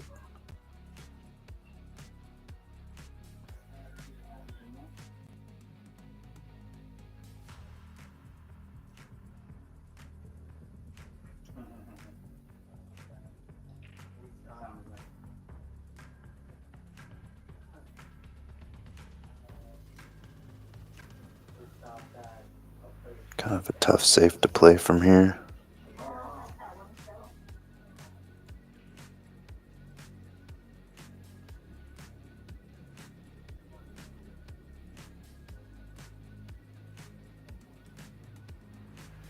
Came out pretty well. Probably just going to see another safety here and parking it right on the 5 ball.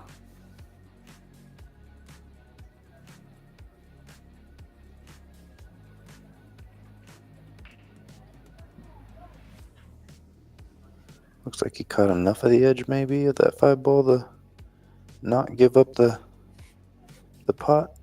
Yeah, I don't see a line here.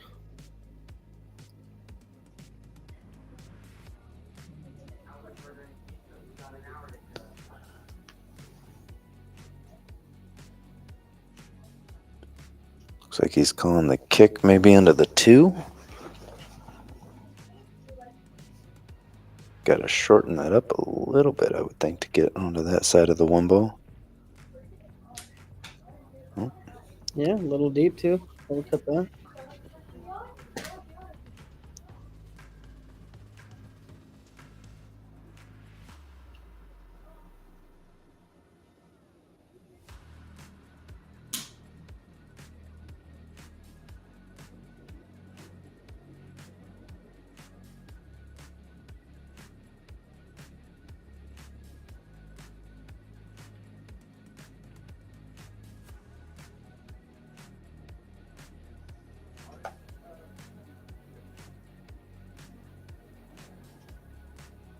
It's going to come around 3 rails. Cutting this in the side. Lots of traffic to negotiate through here. Oh, he just checks it with inside. Ooh. He's sitting on that 6 ball right now and makes it a little difficult.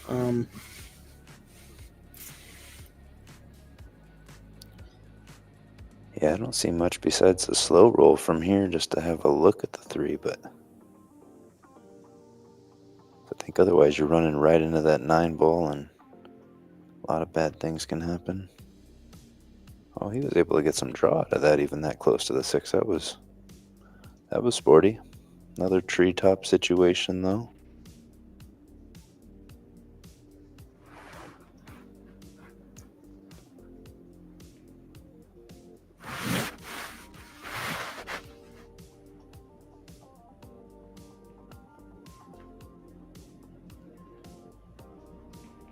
See how he bears down with this one. I think he's going to play the little speed and roll forward to underneath of the 6. Yeah, that's tough.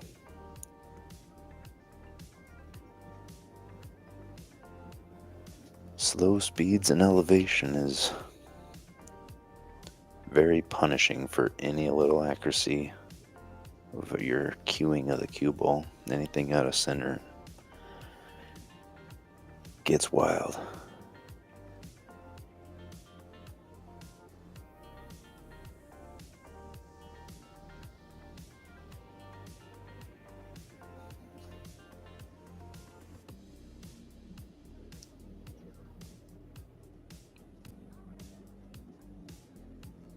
And he'd be having to bend the ball a lot to go around the 6 ball from that way.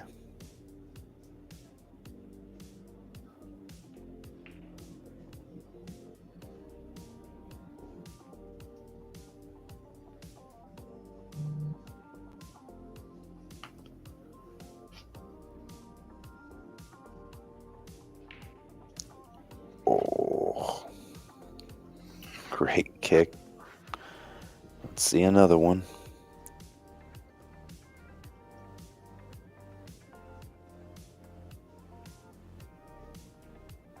So when you turn to your partner and say, well, I made mine, kick yours in. Jimmy Bucket special right there.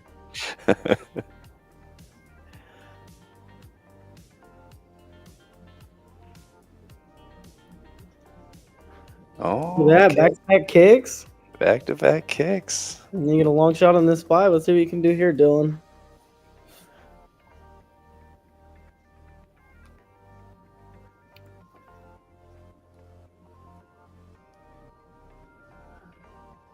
This rack's not getting any easier, but after that, you're just kind of like, all right, we're free railing.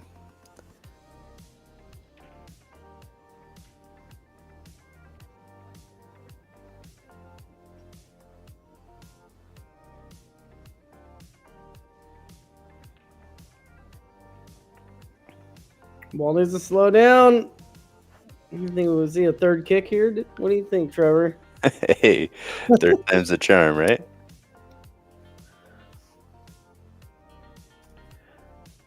This would definitely be the out of the year with 3 kicks and one rack. If he can get out here and get on the 7, let's go. Let's see it.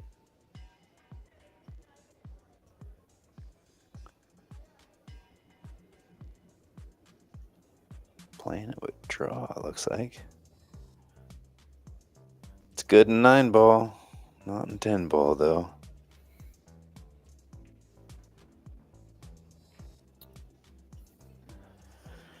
We'll see how Johann's feeling. I wonder if he likes to bank this ball. Kind of seeing where the 8's sitting. I think he's probably going to play safe here. Yeah, being down a couple of games too definitely makes firing at the bank a little bit more something you think about rather than is definitely sizing up, just rolling up on the 10. I personally like firing at the bank. I don't think you fire it so much. I think shooting it with just pretty much like a stop shot. Stop shot, you know, that's the issue, like where the 8 is. You don't want to kind of be in this area with the cue ball. And I think if you can follow this bank, you can come out and sort of get some sort of shape on the 8, whether it be in the top right corner or in that right side pocket. I think cue ball right here is perfect for the 8. You can just stun up table like this, but I'm just trying to talk myself into the bank at this point. But yeah, they're definitely hashing it out. It is a pretty big moment in this set right here. You don't want to give anything up at any point, but the later the set goes on and when there's a score gap, it makes you think about the percentages a little bit more. I'm going to leave a look on the 7 here. And a pretty natural angle to get up table on that 8. One of those moments where you kind of just tell yourself to pot the ball. He's looking at coming back around 2 rails to get up on that 8. Yeah, I think if he wasn't as I think close that to the line rail. right now is the shot. Yeah. Kind of come up that direction. I agree with that line being that close to the rail. It's a little easier to play with high inside than it is low outside.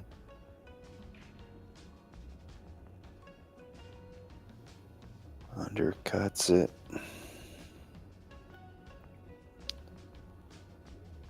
Big opportunity for Anthony and Johann here.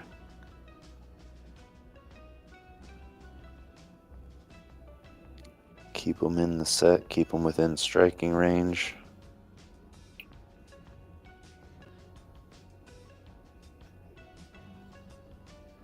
Going right at that 8 ball. Yeah.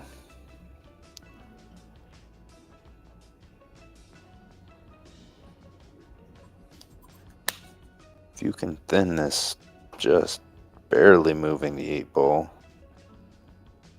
coming around putting it up by the 9 ball would be ideal. Look outside pocket.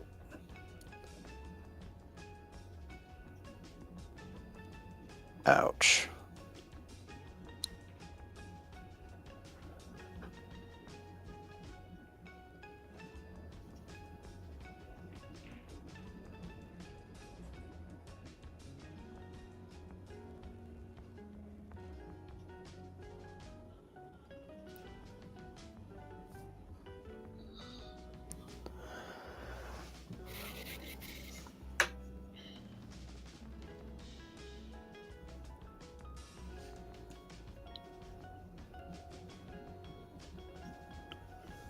Nice speed there.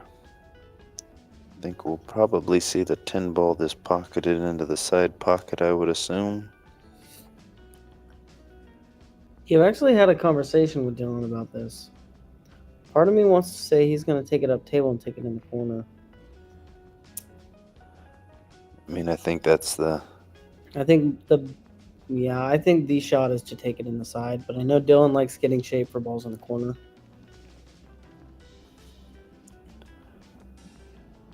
Yeah, I like taking this ball inside all day. Yeah, I think that's the 8 ball approach. Definitely concise cue ball movement. A little bit of rotation. You kind of got to get a little bit more comfortable moving the cue ball around and playing those wider angles. See what she elects to do here. Yeah. Plays it good. Plays it really good. Both options can work. It's just a percentage thing of playing that ball into the corner pocket compared to playing it in the side. You're going to make it more comfortably into the corner than the side a lot of times. But yeah, his take on it is you can get weird pretty quickly taking balls into the side. yeah.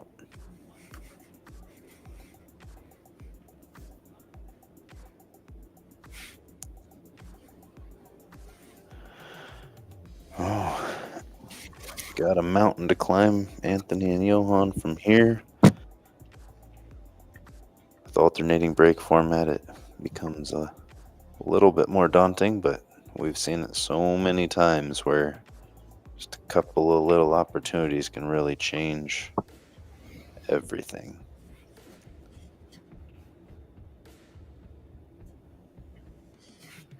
I think he's far enough in front of that side pocket just to kind of roll the ball forward and have a look on the 2. It's a little difficult seeing the edge of that point. The blue on blue. But I'm pretty sure he can just roll forward, no problem.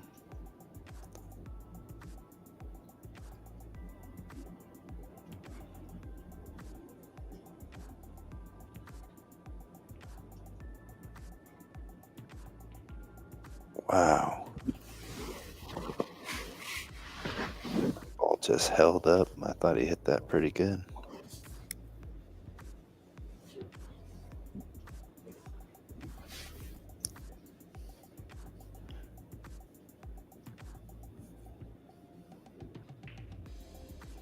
These are the opportunities you need from Anthony and Johann's perspective to close the gap.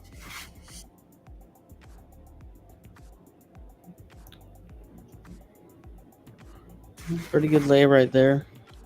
It's a nice speed control. I like coming 2 rails for that 3 in that bottom left corner. I kind of like just coming straight for the side pocket. Plays pretty natural.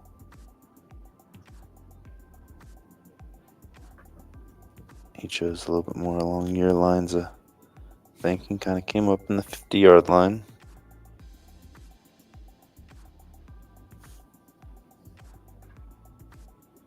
Nice shot. Very nice. And 6 ball is going to be something. That's going to be the key ball here. I think Johann's kind of looking at that right now. I think really your only pocket is that top left corner. Yeah. Depends on how close it is to that 9. If there's, it looks pretty tied up. I agree. And the fact that he's talking it out rather than just shooting the 4 and stopping the 5 and being on it makes me think that it's not available in the side pocket.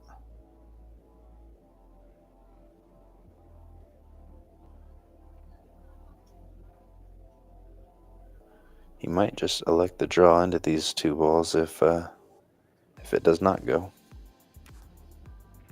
Because if you come up short or long, and it does go on that corner that he's standing next to on the left there, it comes as an option.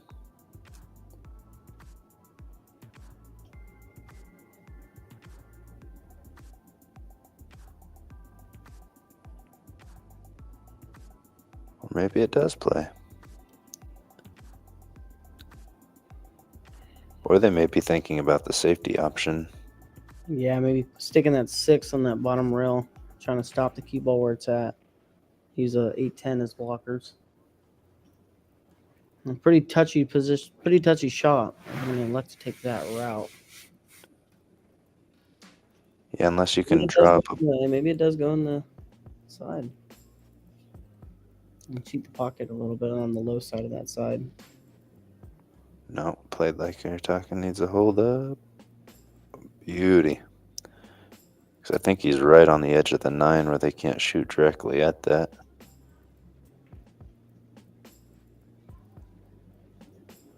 Nice solution to that problem ball there. He is looking directly at it.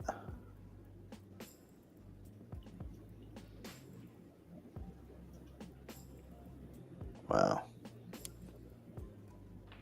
It's going to give up a very thin hit.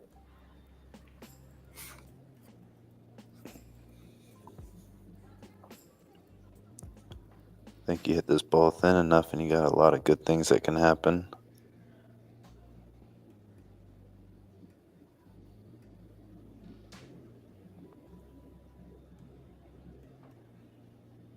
So I think you come across the left-hand side of the 9 ball from where we're looking at it, but elected to play safety. Overran the target area just a little bit.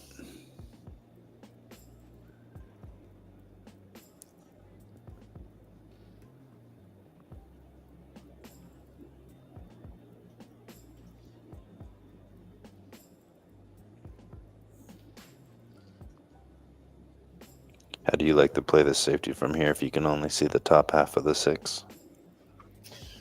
I think taking the 6 out this way. Right, and trying to send it somewhere this way and going 2 rails with the cue ball.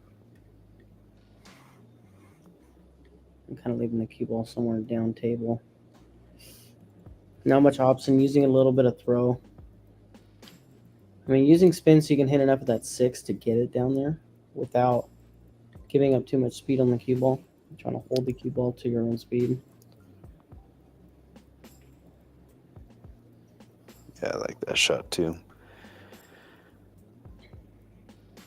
Especially if you can get the 9 ball in the mix. And squeaks out just a little bit.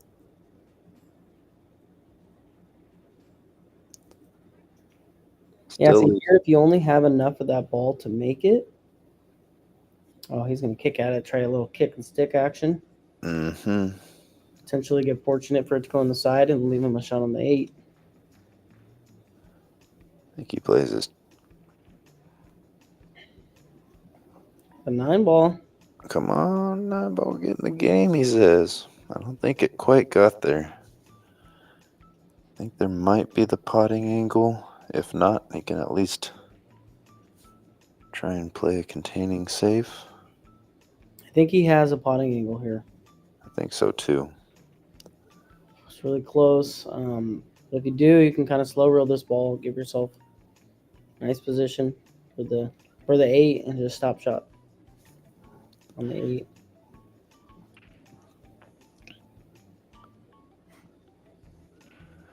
Yeah, these pressure moment slow rolls. Man, he hits that good. Confident stroke there. I like that. Yeah, I think the same thing here. Just a nice confident stroke. Stun out. Come back out for position on the 9 somewhere in this area. Yeah, I think I kind of like He's going to go 2 rails out. Yeah, because you kind of play the little bit of top and the tangent angle takes it above the 10 and 2 rails out for the 9 could be nice because it'll kind of bend right here and then track.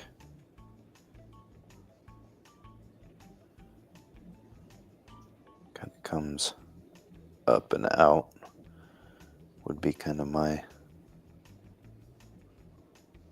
assumption if he chooses to play it that way. I feel like if you're uncomfortable with it, you should just draw the ball though.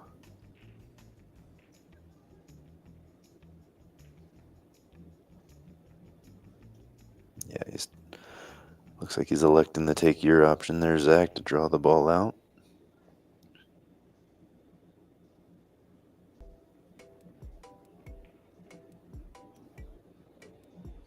Yeah, I like that shot. Very nice. Very smooth and controlled.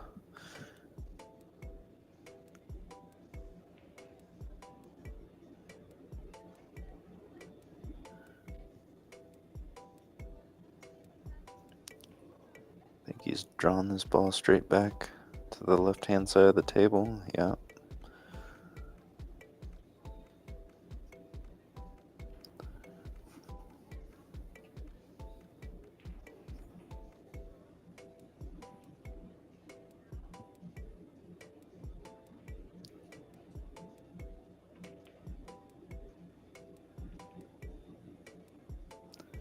Yeah, Dylan and Martin play good Scotch together.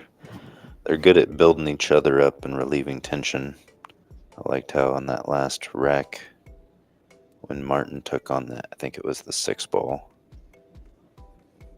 where we were talking about being the slow roll with the 9 ball in the way, came over and gave him the fist pump of just, it's a tough shot when it's on the rail and kind of have to trickle the ball into not great position. It's hard to kind of shoot that confidently knowing you're not really getting to anywhere particularly where you'd like to be. But just building each other up, relieving the tension in Scotch is a huge aspect of it rather than doing anything that builds to it. Love to see a comeback story here though. Anthony and Johann just catch a gear. They both coming with some shots, and then they're just getting rolls like this, making a ball, not getting a look.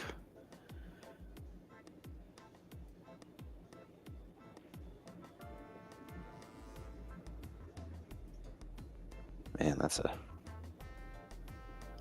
tough one to push out to. I think you almost have to kick at this ball. Unless you just tie something up, yeah. Push that up on the 10 or something. So I think the 3/8 not leading to an available pocket.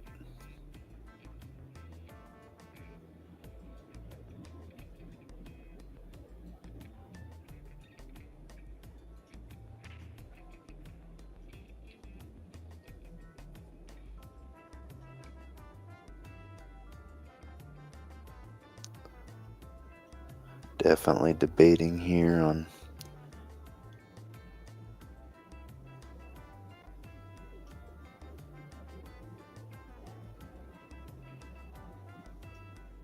curious what he's looking at.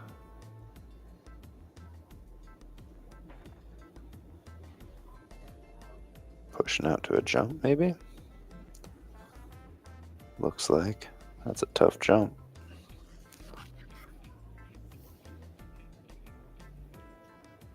Being that close to the pocket.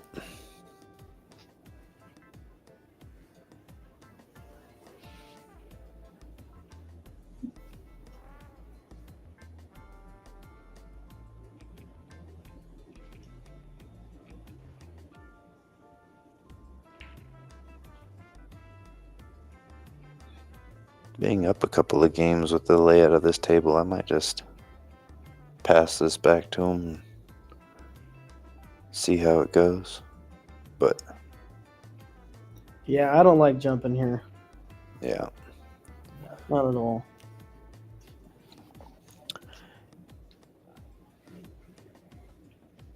he's playing the rail first kick at it. Coming to the ball full. Kicks it back underneath the, yeah. Needs to get a little more tied up balls.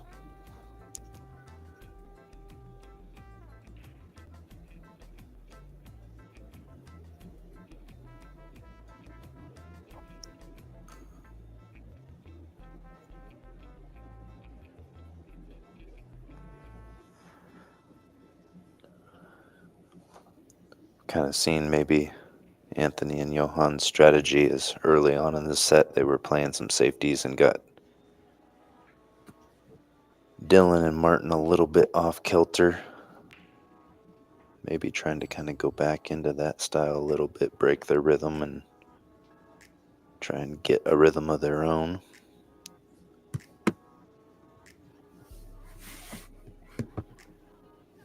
Dylan with an unfortunate scratch there. That safety was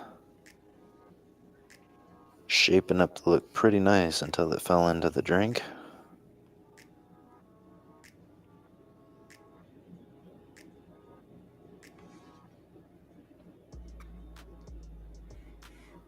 Three ball may go, but if it doesn't, it's in a good position for kind of lock the cue ball up behind that 8. Yeah, I think if it doesn't go, we'll see the cue ball get fairly close to the 3 to make it a little easier to control the cue ball.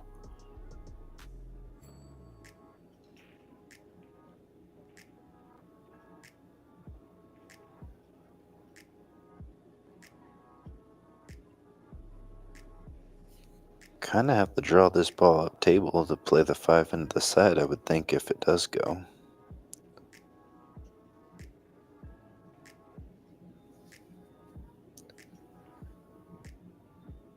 Kind of a lot going on if the ball only has a portion of the pocket.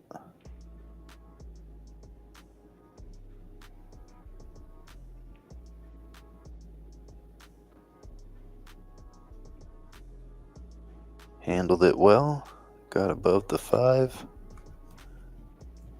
Still got a little bit of work ahead of him, but kind of a blind back cut. Just kind of stunned the cue ball over for the 6.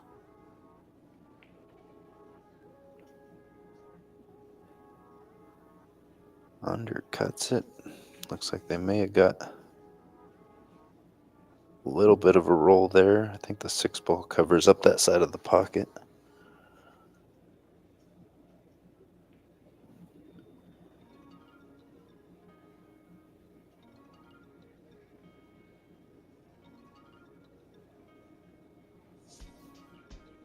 You going to be trying to do any of the commentary at the Don Weir next weekend? Yeah, I signed up for some Friday afternoon matches. I think that's about all the free time I have this weekend. Or, sorry, Saturday afternoon.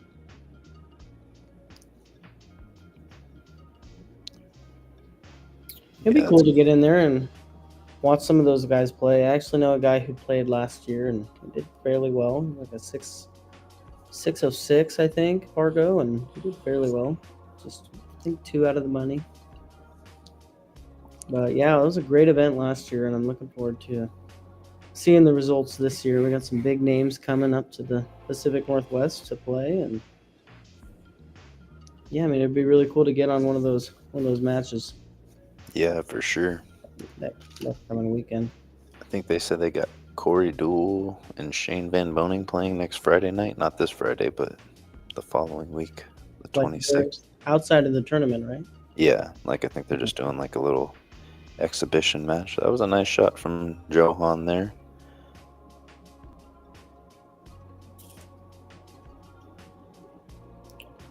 Well, it could be worse. You could be tree topped over that 8. It's not a terrible position to be. Yeah, this is a pretty similar shot. Yeah. Yeah, Tony Chohan's going to be at that tournament as well. You know, I don't think I've ever seen Tony JOHANN play in a bar box before.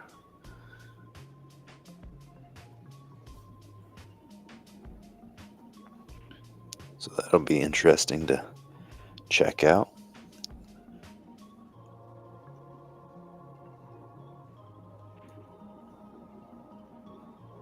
Dylan kind of taking his time with the table next to him. I think getting the right angle on this 8 ball to be able to be, well, looks like he's tending to either run into it or let him set up for the combo. Do you elect to run into the 9 ball here?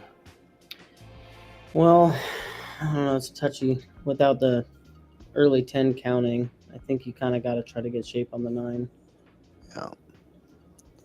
And I think the combo's not terrible. I think it was pretty straight. But you could get really shape anywhere and make the combo and be able to get position on the 9. Kind of just creating extra work for yourself. Yeah.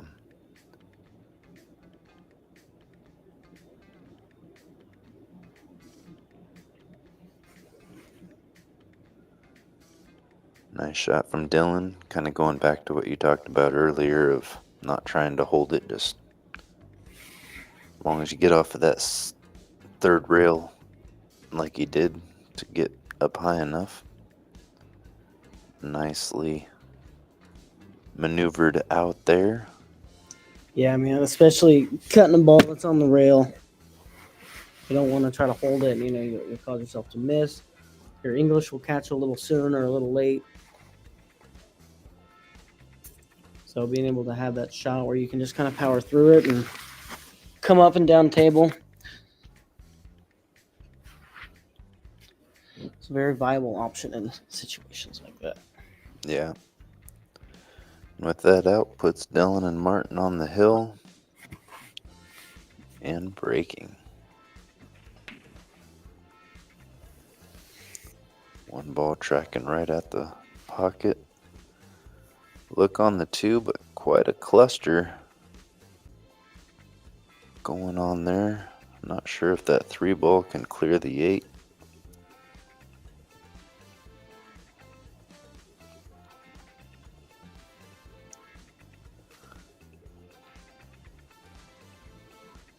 He got up off it fairly quick and was lining up for it, so makes me want to think that it goes by.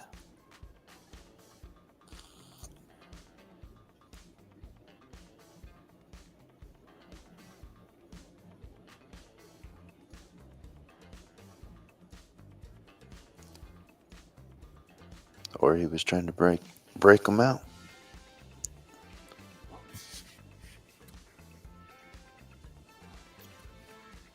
Yeah, I don't see much here. I think you can see the edge of that too. Or if you can kind of run into that 4 and try to track the cue ball back up into this mess here.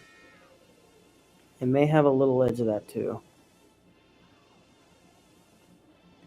Yeah, it looks like he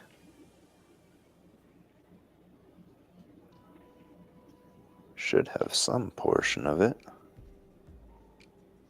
I like that shot. Kind of planted into the 4 and letting it kind of kick up to the long rail and playing the cue ball around into traffic. I mean, theoretically, too, you could kind of kick at this ball and just hit the outside of it and have the cue ball kind of track this direction. You know, I mean, you got a lot of balls in this area. Yeah. So you do got quite a bit of room for error. You can't get the cue ball to track that way.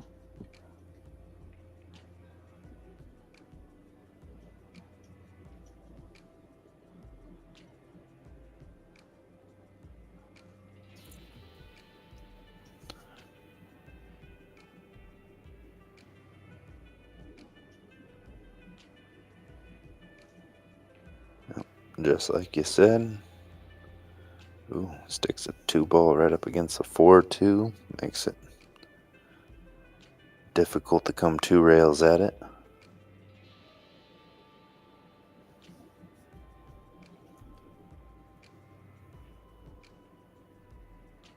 Yeah, because coming 2 rails at the ball without the 4 ball there, it plays pretty big. But in this direction, it's a much more difficult hit to make and not sell out. Wow, look at this result. Nicely done there from Martin.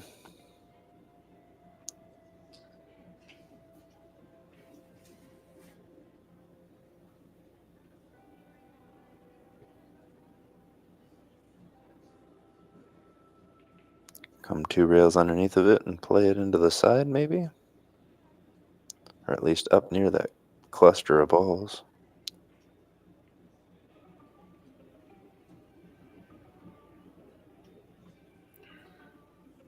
He's got a window here.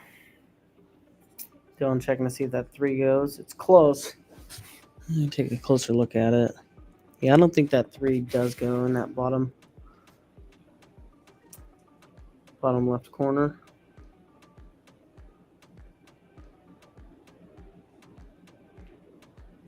Yeah, it looks like he's... Maybe we can follow this and try to split the 6 and the 3 to take the 3 in that right side. Electing to play safe.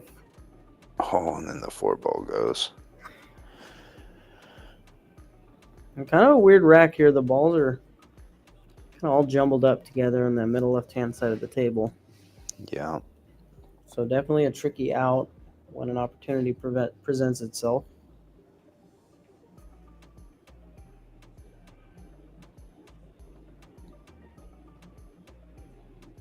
No. Wow. Another kick shot to the good side of the 3. I know the last one didn't count. Yeah, he went an extra rail, but it did drop. It did drop. 4 in a row here for Dylan and Martine. I think it has dropped back just enough not to be hindered on the 8. Perfect. If you can avoid that 7 and just kind of come up table and come out in this direction. Yeah. You just got to make sure you completely avoid that 7 because you do not want to skim it.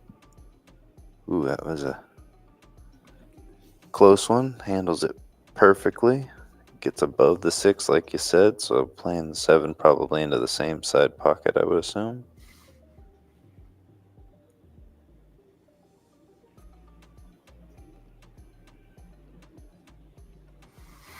Do you play position here on the 8 to try and be on the low side of the 9, or you try and get into that area above it?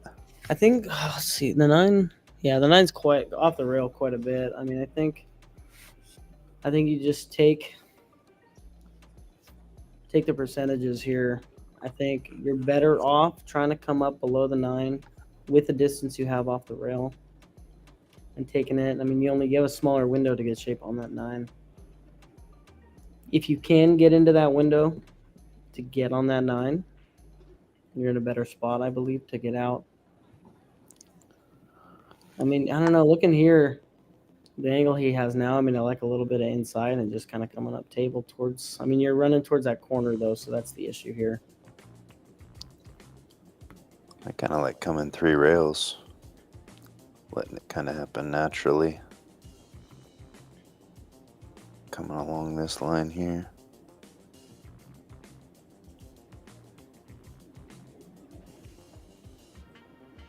little hard. A little hard. Needs a hold up. Yeah, you can see the frustration there coming from Dylan.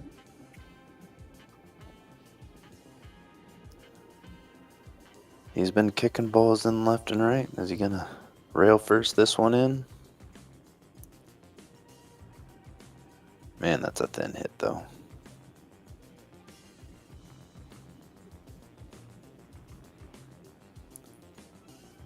I think you play this with some left English to kind of help get a little bit thicker of a hit on the 9-ball. Yeah, that was really thin.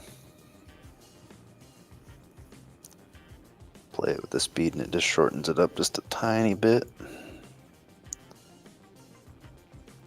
Well, Anthony and Johann, you're very, very excited to get back to the table here. Yes, indeed. And your comeback story can very much well still be alive. Yeah, give us some seeds of hope.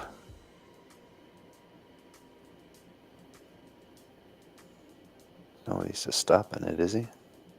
Yeah, I didn't think so.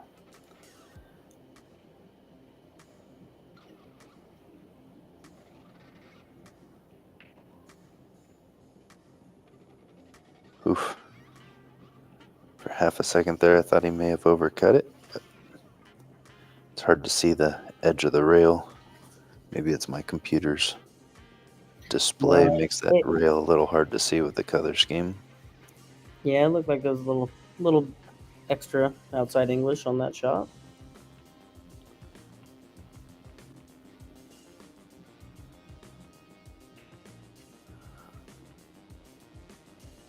No, there's definitely a few folks out there hoping Anthony and Johann at least win the next 5 straight and make this a hill thriller. It all starts with one game at a time, though.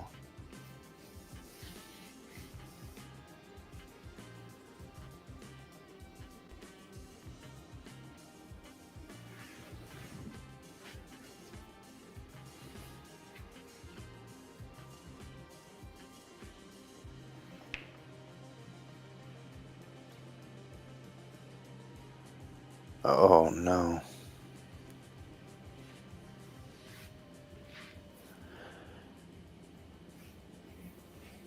Cue ball finds itself into the corner pocket. I'm gonna have to watch that one back on the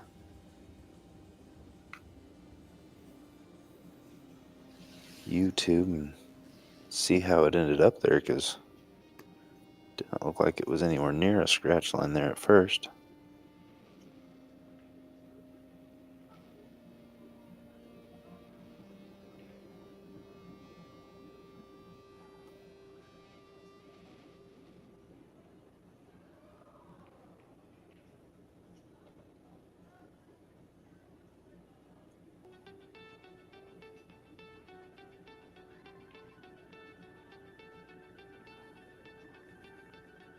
Kind of tricky to get onto the 5-ball with all that traffic. I think he's probably gonna try and thin this ball with some inside. Come around 2 rails.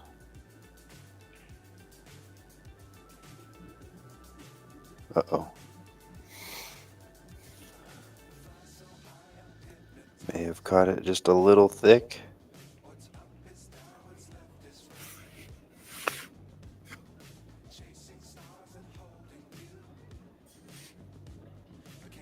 I'm gonna sell out a shot here.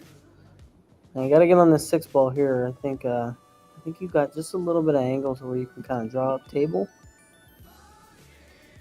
But with no angle, I'm not quite sure what you're doing here. I mean, I wonder if you can cheat the pocket and really try to come up in this area. I mean, that's crazy.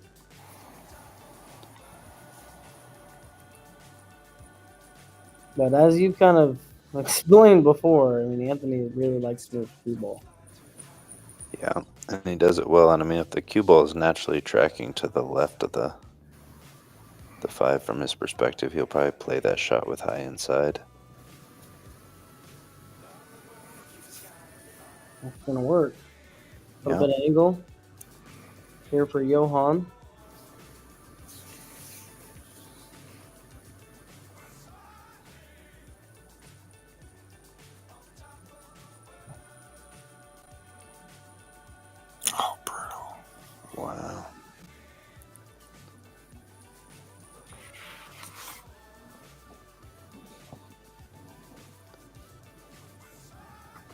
Another opportunity to kick a ball in for Martin here.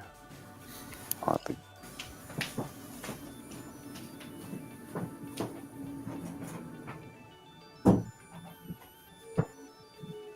gonna have to go back through the stream and look at Martin's kicking a ball in percentage because I feel like it's quite high.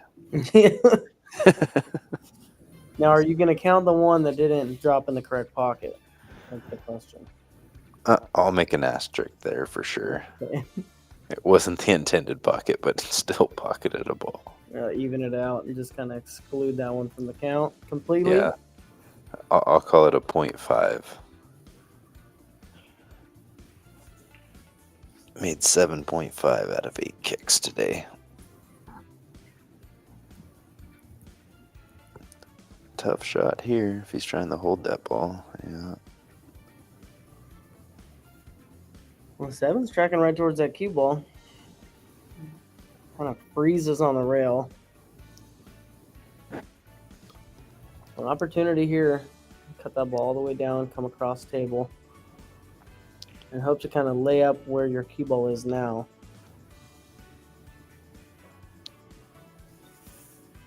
There's a safety opportunity. You can kind of take the 7 this direction and hide it behind these 2 balls and bring your cue ball. Ideally behind the 8. Yeah. Yeah, I think with the score as it is right now, I think I kind of like that. Looks like he's kind of playing something similar, thinning off of the ball. Ooh, he straight double hit it. That's Still gonna work gets. for him. I think we're gonna see the short stick come out now. I don't think he can see any of that. Any of that 7. Yeah, he's going for the short stick.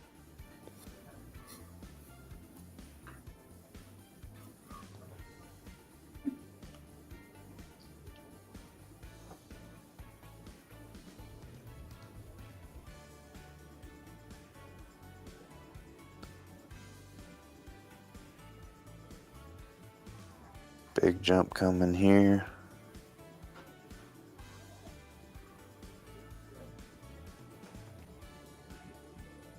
Oh my goodness, that was close.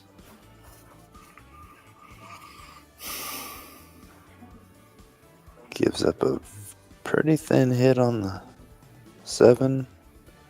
Wonder if he looks like he's taking it on, not even contemplating safe here. Which I like the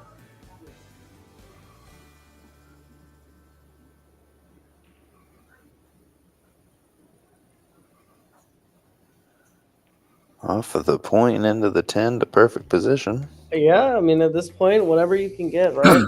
Yeah. Whatever you can get. Oh, Michael Cho into the chat. They'll let anybody in here. I guess so. Yeah, Michael got approved to commentate today. Congratulations, buddy. Welcome. A lot of fun in this studio. Yeah, I was watching a little bit, but I didn't feel like I was gonna. I thought I might, jinx somebody by getting back on here. Oh, as you say that. Yeah. Oh. Is it right? Well, Martin with a pretty straightforward 10 ball to take the match. My first Colin and Martin. They take it down. Handshakings ensue. Dylan and Martin on a 3-win hot streak on the EvoSports Scotch matchup. They're a tough team. Yeah, they play Scotch very well together because I know Anthony and Johann, they play very well too, and got some unfortunate rolls, and Martin also